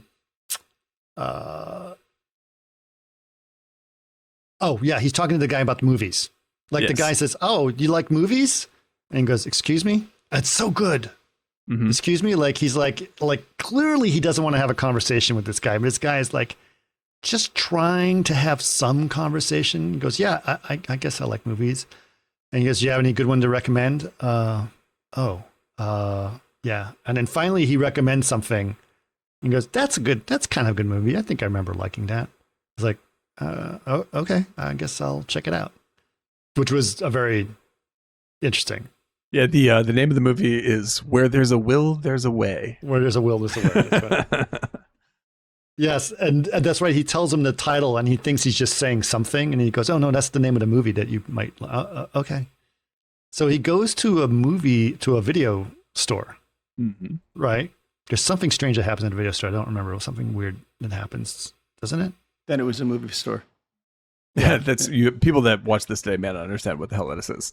But he goes and rents the movie, and when he watches the movie, like you get a glimpse of a secondary actor in the movie, guy playing a bellhop, who looks exactly like him. Exactly like him. It's Jake Gyllenhaal as the bellhop in the movie that Jake Gyllenhaal is watching. And it freaks him out for obvious reasons. It's like seeing yourself in a movie that would be weird. Mm-hmm. Right? And he looks him up, tries to finds out the guy this all takes place in Toronto, by the way, I believe. Yeah. And the way Toronto is represented is amazing because like it is like as close to being a science fictional looking city as you can make that city look. Like it's gray and compressed looking. Yeah, it's like us behind us right now. It just basically looks like Blade Runner 2049. Yeah, like, it's really spooky. Yeah. And you have because there's all these trolleys that run everywhere, buses that run everywhere. There's a network of electrical cables that crisscross over all the streets. And they show this because it looks like a gigantic spider web. Right. That's cool. Right. Exactly. So, where were we? So he watches the movie, he tries to figure out that who this doppelganger is and looks him up. Right? Have you ever had a doppelganger? Me? No, but I have a lot of people who have my same name. I just found another one. This would be the 5th person that I've seen that has my name. Believe it or not, he runs a fly shop in Calgary. Whoa, nice. His name is Chris Nichols, and he does a bunch of videos on fly fishing tips. Well, there was the one who put up the photo of the guy that looks exactly like me sitting at the. Was it you? Oh yeah, it was me. It was you, and like this perfect double of me sitting at a coffee place. Yeah, it was just like. Whoa! Yeah, it was super weird. That's so crazy. It was really spooky. Yeah, I had one like that. Somebody called me in the 80s. No one looks like you. No, this one guy does. This man's name was David Lynch. No, this guy, no joke, somebody called me and said, "Oh my God, I saw your doppelganger." And I went over to her place a couple days later. It was in undergrad. And she had in the background a videotape of the Rolling Stones playing Hyde Park in 1969. And in it, some guy with a jacket and a tie, but the tie's thin black tie open a little bit, kind of walks across the frame, looks around, and then keeps walking. And it looked exactly like me. That's I was so like, amazing. I love what this. the fuck? And he's watching the Stones, so I can kind of get that. And it was Stones Hyde Park 69. And it was what? And we kept freezing it. And I was like, it was a sorority. They're like, it looks like you. Were you then? I was like, no, I wasn't there. I was not but there. But it was incredible. How old were you in 1969? You were... I was born in 67, so I was 2 years. Yeah. So, a little young. Yeah. But it did. That's the only baby time. that looked exactly like me as a baby. But that's where it started to get interesting for me. I knew something was coming when the guy talked about the film, and you see the film and he's the bellboy. Mm-hmm. And I was like, oh, this is going to be great. Yeah. This is going to be fantastic. Yep. Does not disappoint. And they could have had that in Donnie Darko. What's the famous Valve game? Valvaroo? Yeah, Valve. Yeah. No, you're looking at. Oh Lord, now it just slipped out of my head. I try to say it. Come on. Unfortunately, we're so lagged behind, and of course, my Monkey Man is probably going to be screaming it right now, and it's only going to come up later. It's something. The guy with the Half-Life. Half-Life. Yeah. So everyone said I look like the main character in Half-Life. Oh yeah, you when do I actually. had hair. Yeah, exactly. You get the goatee. Yeah. And I used to have darker glasses, and yeah. So someone actually, I used to yell during stealth and stuff. I used to just get really pissed off because no one understood what Fresnel was, and that's where that whole saying started to come around. That's right. And I was like, but it's like everything has it for Nell. And I'm like, does it? Does it really? And I was like, yes, that's how light works, for God's sakes. And I used to get really pissed off about everything having for Nell. And what's his name for stealth? Yeah. Blue Book, Project Blue Book, our supervisor. Yeah. Joel Hynek. Yes. And he was one of the people that was fighting me on it. And he's a really smart person, but I was like, no. I don't know about that. And so someone posted a picture of me, as the character from Half-Life with the crowbar, like about to attack you, and it said everything has Fresnel on it. So that's where that saying actually originated from, just so you guys that's right. know about that. Then made famous in our short. Made famous in the short as well. That's right. Yes. All right, so where were we? So he's concerned about... seeing this person, looks him up, finds out where this person is living in somewhere in Toronto, and calls him, right? Calls the house, goes to his apartment, and he sits outside the apartment in a phone booth, and the wife answers, who's pregnant. Right. Super and hot. She's super hot too. Yeah, like they're both blonde. Super hot blonde women. Yes, right. And she's like, she thinks it's her boyfriend who is an actor, her husband who's an actor, fiance or her husband. Yeah, husband thinks he's playing. He's playing a joke. He's fucking around with her, and right, because he's like, no, you don't know who I am. He's like, what's going on? What's happening? And she's just, and you can, it's really well played that she still just thinks like, what you doing? Come on. What are you doing? His look of and you only hear her voice, and her voice is very well played. And his expression of confusion and sort of understanding what's happened, him realizing is like, oh shit, I must be extraordinarily similar to this person, but yet you won't try. He just ends up hanging up the phone.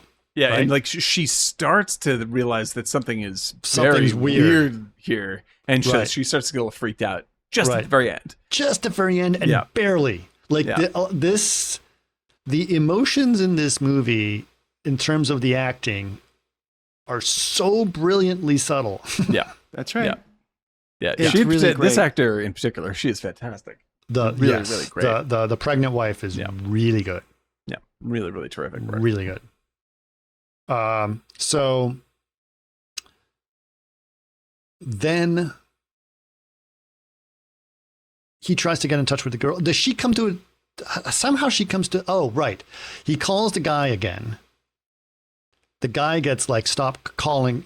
He calls the guy and he's like, stop calling. He's like, I sound just like you. And they're trying to, the guy's like, you sound just like me. He calls him. Yeah, he calls him again. He comes again. back. It's like, is this somebody you're sleeping with? Right. Right. She's sleeping around pregnant. Right. And so then he calls him. Right. And he agrees to meet with him. Right. Yep. But she is like a little freaked out by like, what's going on? He's like, it's some fan. He's some guy who's like, he's like fan. And you realize so funny that he's not really that good an actor. Right. He's just some fucking fans. Yeah, exactly. Right. And like he's making money. That is a great show of his character and what a absolute like psychotic rich kid, former rich kid. Yeah, he's a rich kid. He's doing like C-level acting work, if that, and he's he's a different kind of asshole than the other Jake Gyllenhaal. So just with perspective, yes, there are two of them, right? And they're acting very different. And if you see like they clearly Jake Gyllenhaal can be one or the other. And the difference He's in so the two, you can tell that they're This different is some people of his best just acting. by I his, love him in the way he this. just by carries like himself. his shoulders. He's His really shoulders great. are back Yep. or shoulders are forward. Like Yep. he knows how to be like just his facial expression. You can immediately tell which He's a one is great which. actor, and you discover it on this. He's Yeah. really great. Yeah. Yeah. This is on par with Jeremy Irons' twin performance in Dead Ringers, where like it really, really, like you're just like, how the fuck did you even keep track of these little tiny details that are so subtle, but to the point where as soon as one walks on screen, you can go, I know which one this is. That's right. Right. But it just was know the it. hunch that's Yeah. really, as Chris It's pointed really, out. really great. It's his Great, hunch. great It's work. his shoulders. Yeah. Yeah. Perfect. It's a look at it's really about defeat, Mm-hmm. Yeah. Yeah. and you sense that in him, and with the way he's hunched over, and Yep. just even playing the video. I saw an interview with him in Villeneuve where he was talking about his two characters. Like I had to play these two different roles, right? Act these two different roles, and I had to figure out which one I had to be. It's like being a narcissistic young hack actor wasn't a heavy lift for me. It's hilarious. He says the other one He was is way more hysterical. challenging. Yeah, he's hysterical. I love that guy. So yeah, he was pretty good. But anyway, so he agrees. They agree to try to meet or whatever. But there was at some point he's at the school and he realizes, fuck, something's going on. But the pregnant wife figures out that he's a professor at the school too because of the conversation she's had with her Right. husband. Right. So she goes to the school and To go meet him. no. She doesn't know that there's a double yet. Right. She doesn't know that there's a double, but she knows that something weird is going on. Right. She Right? goes to the school. She goes to the school. He is freaked out. He goes outside his classroom, sits down. She sees him, and she realizes he talks to her on the bench. He sits down Yeah. on a bench. He has no idea who and she is. She has no idea who and she she is. realizes that. but she sees like that's her husband. It's exactly her husband, except not exactly. Right. And so she looks at him like, what the fuck are you doing at this school? And then doesn't say anything. And her mind, you can tell her mind is like, what is he doing What is here? yeah, from her point of view, like, And then- why is her husband acting like this? Like, Why- this and doesn't then, make any she sense. doesn't, but she doesn't say anything. And then Right. she doesn't say anything. And you see that her face, by looking at her face, you just realize like, that's not my That's not my husband. Right. And then And- then she gets a call. I say like, yeah, because he walks back into the school. Then she gets a Right. call from the other Jake Gyllenhaal, and she's Aha. like, but what I the would like fuck? to, I would like to point Yeah. out the way that this is edited. yes, yes. You see him leave, Uh-huh. and just as he goes around the corner, 2 seconds later, the phone rings, Yes. and it's her husband. So Yeah. he doesn't call while she's looking at him. Right. That's right. So you don't know You don't know what exactly what's going on. Exactly. Like, did he get around the corner and then call her? Yeah, exactly. Who knows? But what's you don't happening. really Right. know, right? So Right. you know that call came right after Right. he left, which was kind of fascinating. Right. Right. And then the two guys decide to meet Mhm. in some seedy hotel room or something. Actually, Yeah. right behind you, Daniel, right? Like this. Yes. Go ahead. Hello. Explain. This is where I'm what filming happened. from. Yeah. This is where you're filming from. So what happens in that hotel room? So initially, like they meet in the hotel room. The hotel room, like you can see, there's hookers that are working this place. It's like, Yeah, this is a very seedy place. Right. And like, in fact, like there's something about the shot of following the prostitute down the hallway, which also reminds me of the seedy sex club. So Yes. it makes me question how real the seedy sex club is in terms of its presentation. Like, are we seeing a fantasized version of that or the real That's thing? a good Or- point. Right. So we don't really know. It becomes very, very loosey-goosey.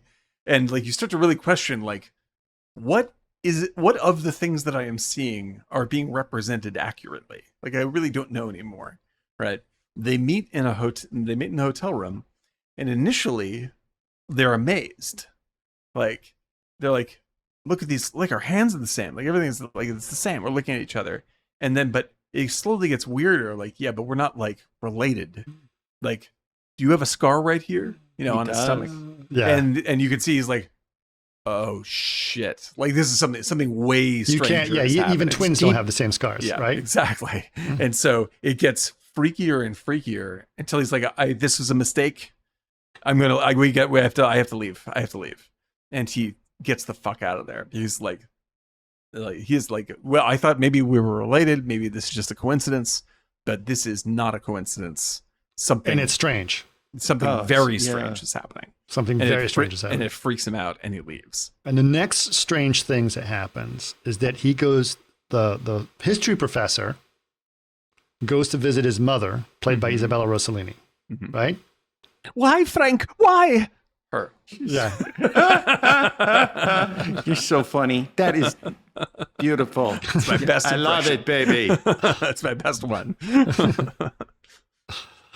But she gives him this long lecture about, motherly advice that's not necessarily welcome or asked for.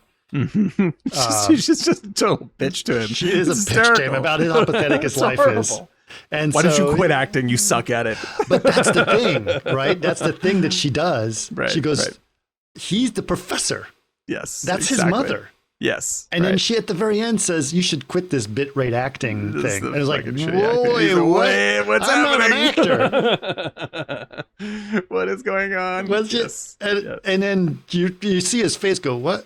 And then they just cut that scene. That's it. That's the end of the scene. Yep.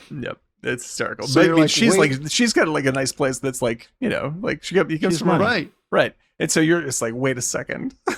Like, which one are we following now? Which one is this? Yeah, well, it's the other one. Yeah. Because of, again, his posture, right? Yes, exactly. And his expression of like, wait, what? Yeah. That's it. Yeah. So then the actor decides on a new plan. Yes. What's his plan? The actor's like, I know how this is going to go down. Like, because he goes and follows teacher Jake Gyllenhaal's wife. Teacher Jake Gyllenhaal tonight on ABC. Right. And teacher Jake Gyllenhaal's girlfriend. He follows him outside of his house and then notices his girlfriend. Yeah. Right. So he's and his girlfriend. Follows her around. And this is the scene of him following her around in the bus behind me, like this, like that. So he's just following her. Right. And then so he's like, she is super hot. And so he's like, I have this idea. His wife is just as hot, if not hotter. His actual wife, equally as hot. Yeah, they have the same taste in women. Right. Yes, and that's actually very important, right? Yes. They're both beautiful, tall, blonde women. Right. But he is like irritated and bored. I mean, he, as the actor guy. Also, his wife is pregnant, which is an important part because maybe he's not attracted to pregnant women. Yeah. So he's distanced from his wife, even though she's really she's very smart. She's very likable. She cares about him a lot, and she's very attractive. And he's like, you're such a problem. Oh, wait. That's the thing. She gets upset at him because of all these weird phone calls she's getting. Yeah. And she says, "You're not cheating on me again." And goes, "Are we going to have this conversation again?" Yeah, exactly. Which so is he's already fucking sleeping around like a douchebag. And so we're not having this conversation again. Yeah. Are you talking to her? Are you seeing her again? And he's like, "I don't want to have this conversation." That is just, and by the way, that is not the way you address that problem. If your wife asks you if you're sleeping around again, you don't say, "We're not having this conversation." Yeah, I don't want to talk about it. Yeah, time to start gaslighting. There's already, it's a proven track record of him being a scumbag, of cheating on her, and he is just like, he just takes her entirely for granted. Sees teacher Jake Gyllenhaal's girlfriend. And sees the opportunity to pretend to be the professor and sleep with her. This is how it's going to work out. It's so predatory and spooky. Just that alone was really upsetting. Oh, it's fucking awful. It's awful. And so he confronts Jake Gyllenhaal with this bullshit story about, just because you see the actor practicing to himself, going just like, "You fuck my wife? Did you fuck my wife?" Which is an awesome throw, by the way, to Raging Bull. Like it's right. This is Joe Pesci, De Niro talking to Pesci in Raging Bull. But it's also him in the mirror is Taxi Driver. Is Taxi Driver. A lot of that. Yeah. So it's like there's there's an actor, like he thinks of himself as fucking De Niro.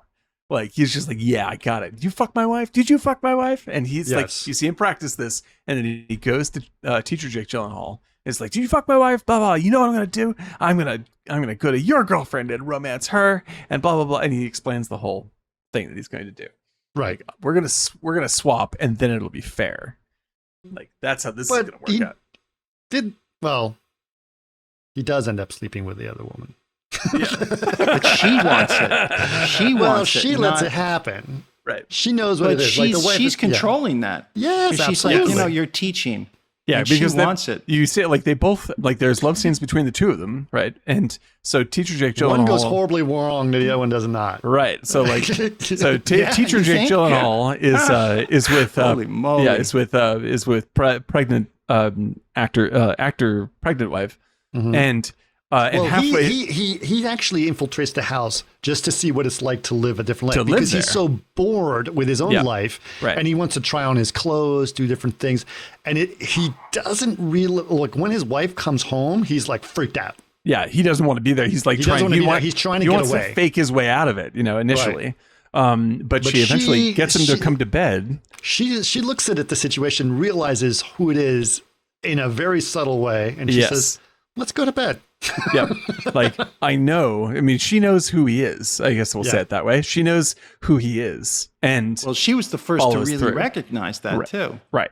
And whereas Melanie and Laurent, like, and you don't see them sleep together, but you know that they do. Whereas with Melanie and Laurent, actor Jake Gyllenhaal goes and like they have sex, and you see all this does not go well, and because it goes she realizes wrong. she realizes she's like, "Who the fuck are you? This is bad. What are you doing? Right, what are you doing? You're clearly not. You're not what triggered that? I was trying. It was something that triggered it. I forgot what it was. I can't remember, but like there's something in the way that he's acting. He is being a different person from her point of view. Like it freaks her out. What the fuck is going on? Like Is it a ring? Oh yeah, it's the ring. Yeah, what is happening? That's right. Yeah, she notices a dent in his. Yeah, exactly. You are married. Is basically the reaction? Like you are somebody else. You are not who you said you were. Is basically her reaction. Right. They get into a gigantic fight, and he's going to take her home. Just like take me home. Yeah, and so they're in the car. He's driving like a maniac. They're fighting, screaming and fighting. She threatens to jump out of the car. He's driving crazy, and the car ends up flipping and crashing. Yeah. And they're both dead. And they're both killed. That's the end of that storyline. Right. And then you go to that's the teacher end of Jake that Gyllenhaal. Teacher Jake Gyllenhaal wakes up in actor Jake Gyllenhaal's house. Right?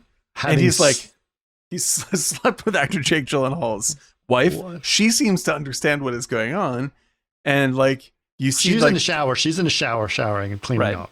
Right. And I believe you see like you see a news report where like there's a horrible accident, people are killed, blah blah blah. Right. And so he realizes like, I am now in this guy's life.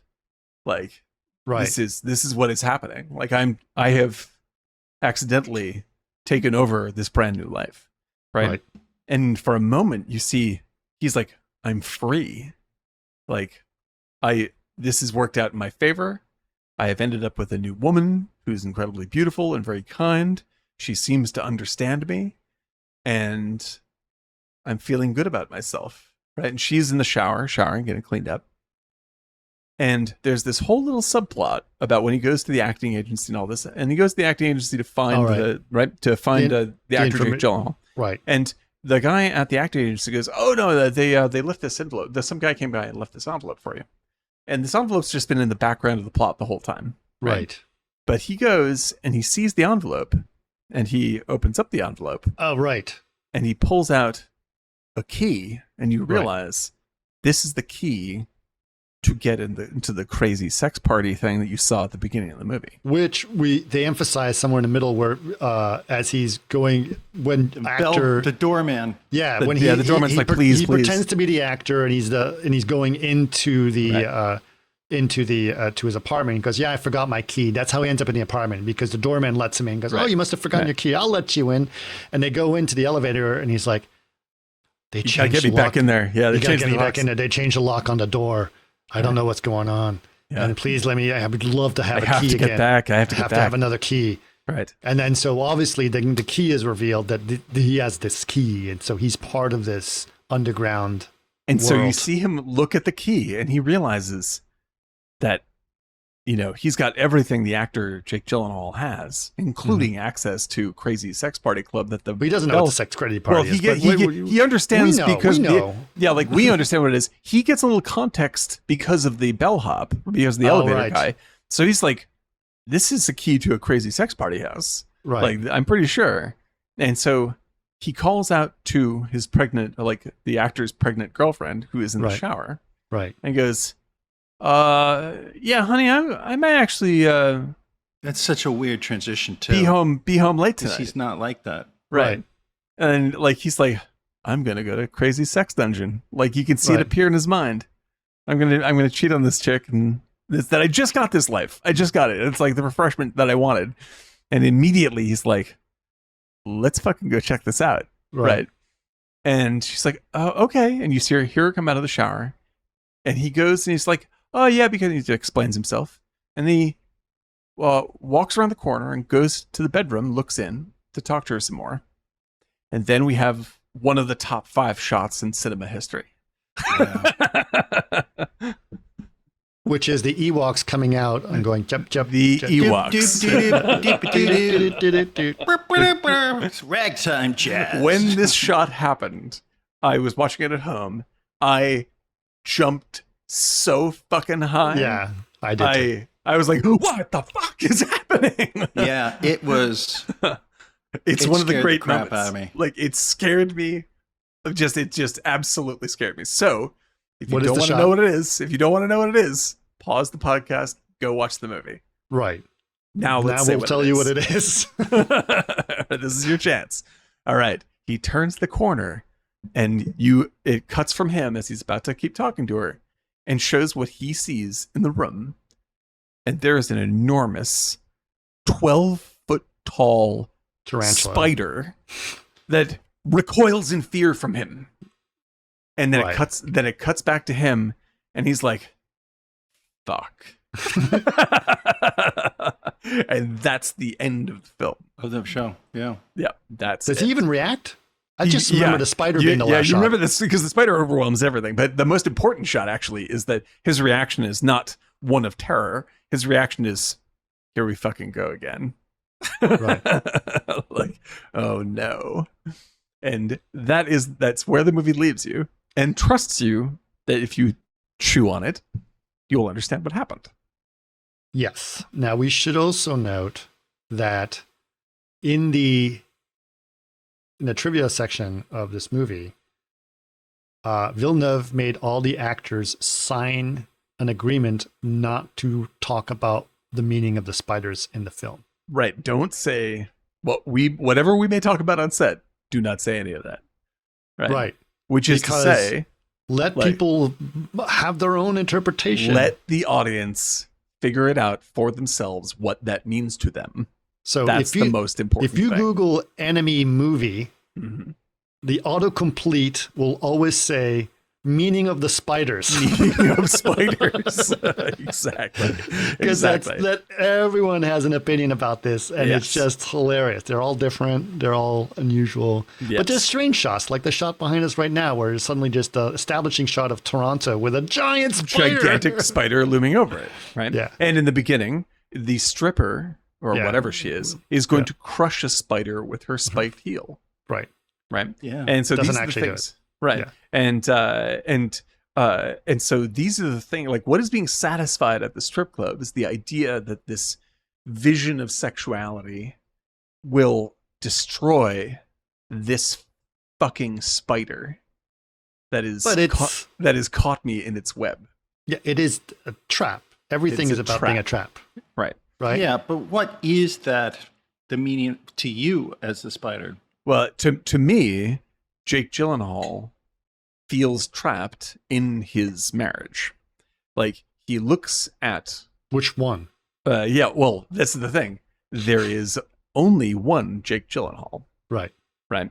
And Jake Gyllenhaal is whether he is literally having a psychic split or not is open to interpretation, because the movie is very loose about what it is actually real. But certainly, like, there is no teacher Jake Gyllenhaal. Like, that is a fantasy of normality.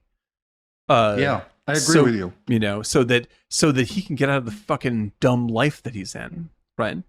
And is that the lie he told the girl, that he was a teacher? That he's a teacher. Exactly. I absolutely agree with you. And so he has been. That's why she freaked out about the ring. Right. He's been sleeping with Melanie. He's been cheating. Like, Melanie Laurent is real. Like, she's not a fantasy. And she, you know, it shows that he has, you know, particular taste in women, because she's very reminiscent of his actual wife. Right. But he has not told Melanie Laurent that he is married. Right. And when they, quote, die in the car crash, the relationship is over. Like, that is really what that means. But he cannot escape the web, for his point of view, the web of the spider. And the web of the spider is the spider is his marriage and his wife. And he blames everything on her, when the movie is constantly saying, this is your fucking fault, you idiot. And he never can realize it. And that's why he repeats it. Yes. And so, like, this is what for Eric, I'm going to bring up Donnie Darko. Now again, I like Donnie Darko quite a bit, but the difference between these two movies is the J.J. Abrams problem. Yes. Right? J.J. Abrams. Besides Lens Flares. Yeah, like J.J. Abrams, we brought up in the show before, but I'll go through it again really quickly. Gave a TED Talk in which he's like, the center of a story should always have a mystery box, and everything ties into the mystery box. And which I totally agree with. He's absolutely right. Right? Thematically, you should have a hub. Everything should point at this, and there should be a sense of, like, this thing is for you to wonder about. What is the meaning of the film, right? But then where Abrams fucks it up in the TED Talk is he says, it's not even important what's inside the box. And I'm like, JJ, the most important thing is what's inside the box.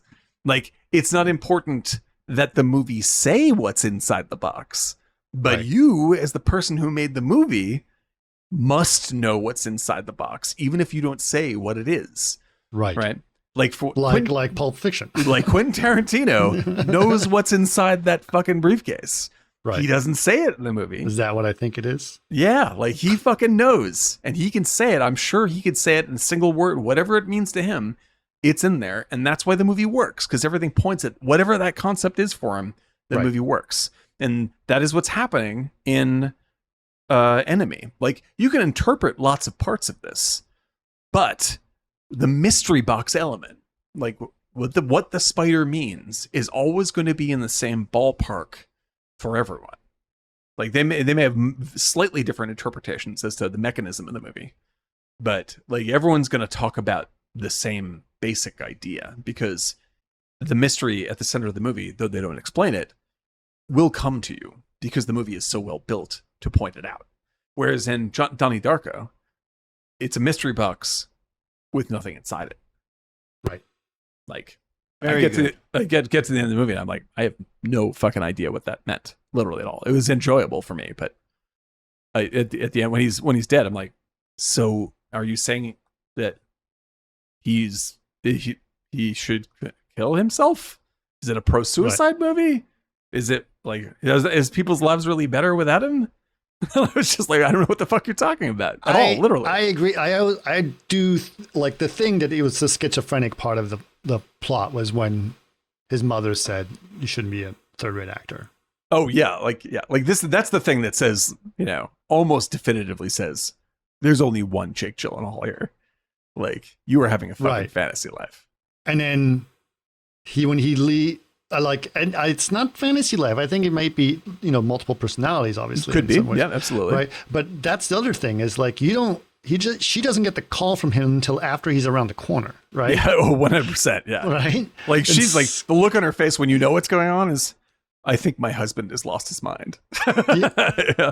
Either he's lying, or he is fucking with me, or he's gone crazy. And he's been mailing her when he's like, are you sleeping with her again? Is the other woman. Yes, she is correct. Yes. Right. But somehow he flipped the personalities, ended up one of his personalities was sleeping with his wife and the other one was sleeping with his other girl. So they flipped. Yes. Right? Exactly.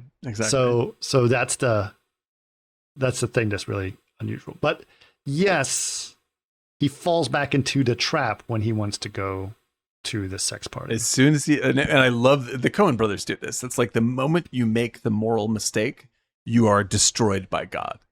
Like, and that's like the moral stakes are so high that the moment that you make your infringement, you're fucked. It's in Serious Man when the kid is bribing the teacher to get a passing grade in physics. Right, the teacher finally agrees and takes the money and erases the F and writes in a C, and then he looks at it with such resentment and goes minus and draws a little minus right next to the C. Right. Instantaneously, the phone call rings. He has cancer, and his kid's gonna be killed by a tornado. Right. like bam, done.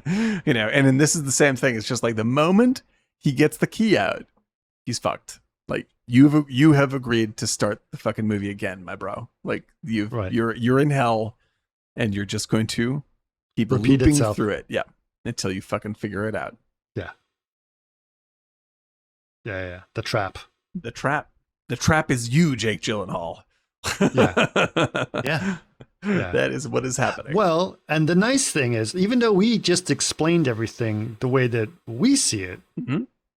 the movie does not.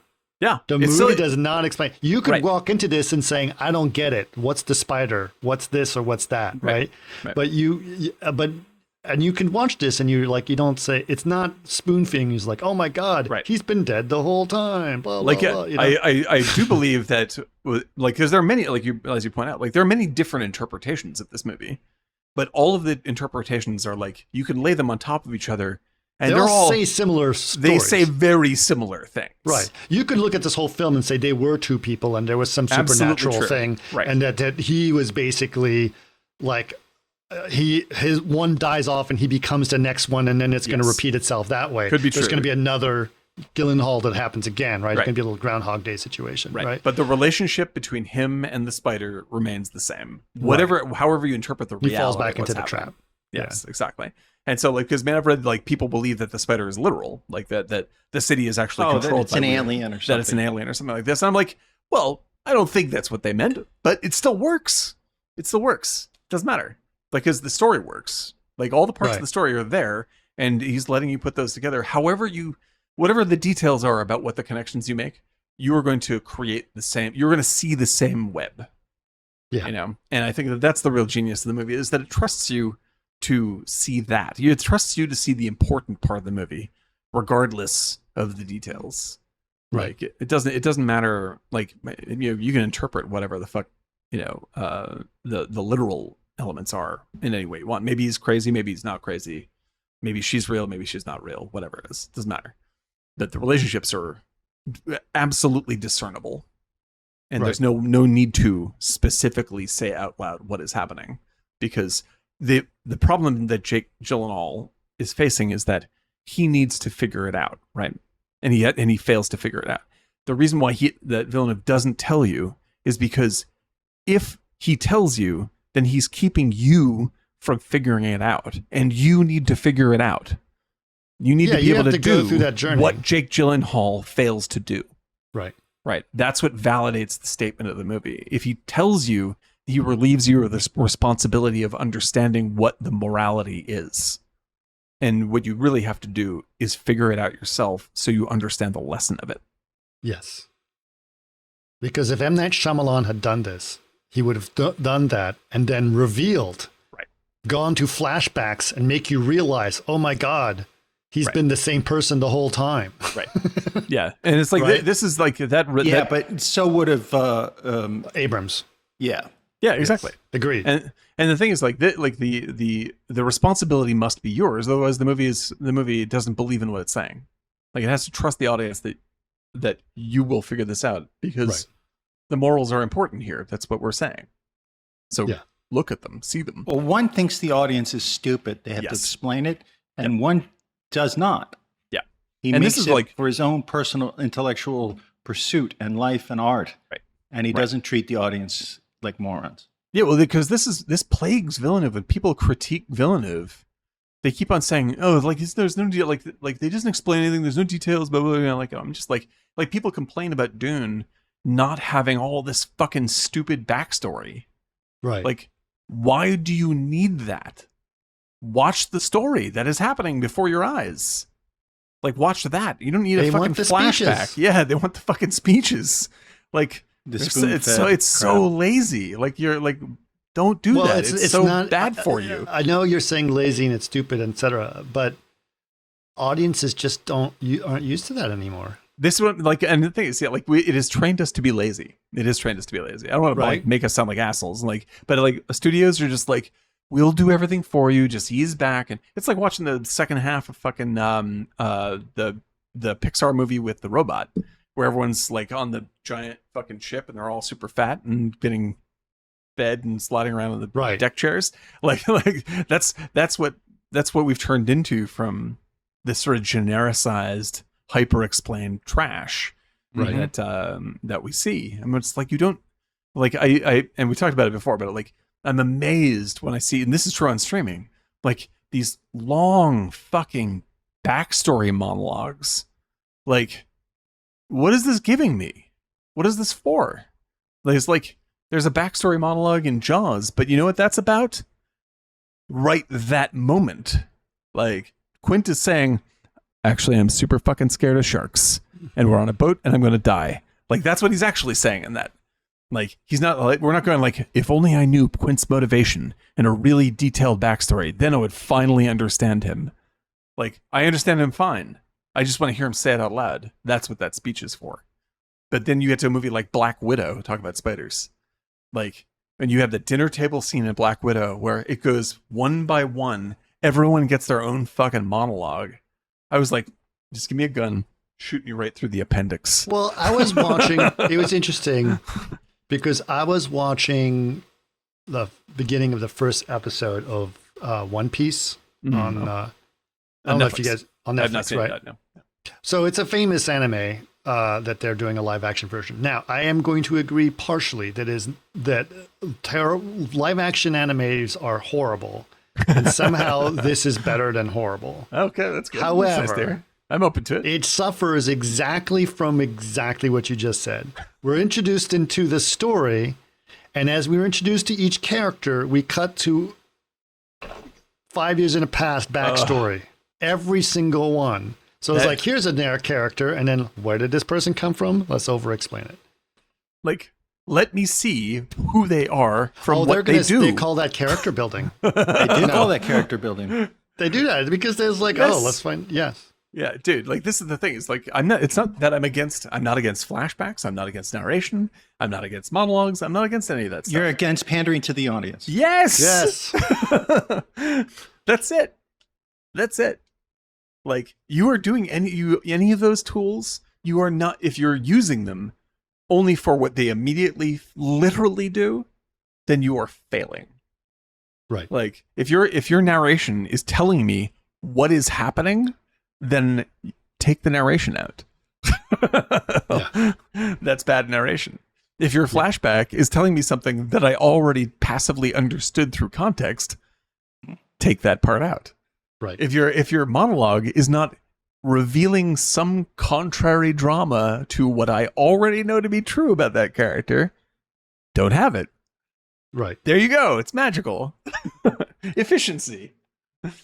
But yes, that is what fucking kills me. And this movie, and what's worse is in Donnie Darko's director's cut, as Eric saw, they explain everything even more. Like, they have characters actually explain it. You're just like, what are you doing? They took the one part that was kind of interesting and ruining it. Like, taking all of my responsibility of imagination away. Yes. Hideous. All right. They do it. All right. So we have concluded that Donnie Darko, while seen as was seen as a weird cultural thing, not necessarily the greatest movie. Yeah. It doesn't make me angry as much as it does. But I don't think if you think it makes me angry, please, people say it. But I just hear from people that it's so great, and then it's like, and that's not defensible. I agree. Right. And because I agree with what Eric's saying, but with you, Chris, I enjoyed this movie. The stuff it gets right, and the everything is correct. Eric is 100% correct about 100%. everything he said, but I don't. It didn't necessarily upset me. Yeah. And It's I still a also very think enjoyable movie. Yeah, and you know, I also think that sometimes you see movies in certain times of your life, and they upset you for like for example, like Francis Ha's. Like I had a reaction to it. I agree, it's a good film, but I had a reaction to it because. It connects with you in a negative way. You're like, it connected me with Sex in the City for some reason. I was like, fuck, I hate Sex in the City. And so somehow it was like, oh, obnoxious. Or also along the growing train, me and Barbie flashing back to Return of the Jedi. Right.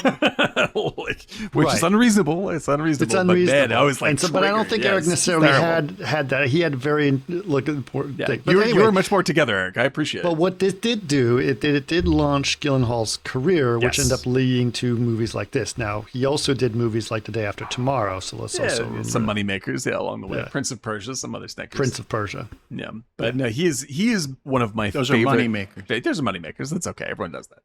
But what did he's one of my all-time call favorites. It? 2 for them, 1 for me. Yeah, exactly, dude. Exactly. Yeah, make a Batman Forever, and then make your Michael Claytons. Right. That's how we do. But yeah, I love Gyllenhaal. Yeah, I every time he has something out, I look for this guy, and it started with Donnie Darko. Like, he is a linchpin of that movie.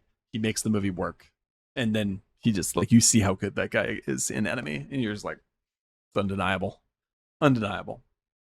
Right. I hope he gets to work with Villeneuve again, because they are magic together. Prisoners is a terrific thriller. Absolutely terrific. Well, in the interview I saw with him, and they seem to be close and good friends, so it seemed to work. That's good to know. That's good. They're really something together. All right. So for those who are still listening on our stream, just heads up, next week we won't be recording because I will be in Japan. That's right. So I will be out next week, and then the following week we will record because we need to catch up on things. So we will record another one, and that's just give you a little update on the schedule. But yeah, so that's happening. I'm very excited about Japan. I'm going to THU Japan. There's going to be lots of fun things going on over there, and there's going to be a lot of it's going to be great. So besides that, just make sure we're going to try to start our YouTube stream. Didn't quite work out today. I think I tried to throw too much at the screen, and it just was not. We'll get there. But we're going to constantly evolve this podcast. And if you guys have ideas, let us know. And the best way to find us, to throw your ideas out there and to let us know, is actually on our Discord, which is very active. So our Discord, the easiest way to find us is just go to our YouTube and then look up any of the comments on our Discord. Link is in there as well. So So anyway, that's where we are. Okay, you guys ready to do this? Yeah, I'm glad we redid this episode. It's much more clear. That was super good. Yeah. Hopefully the recording worked. Oh God, I hope you pressed record. And I did hit record. Thank you for rewatching that, Eric. That was very nice of you. Thank you. All right. Brutal. You guys ready? Yes, let's do it. Drink. Talk. Drink.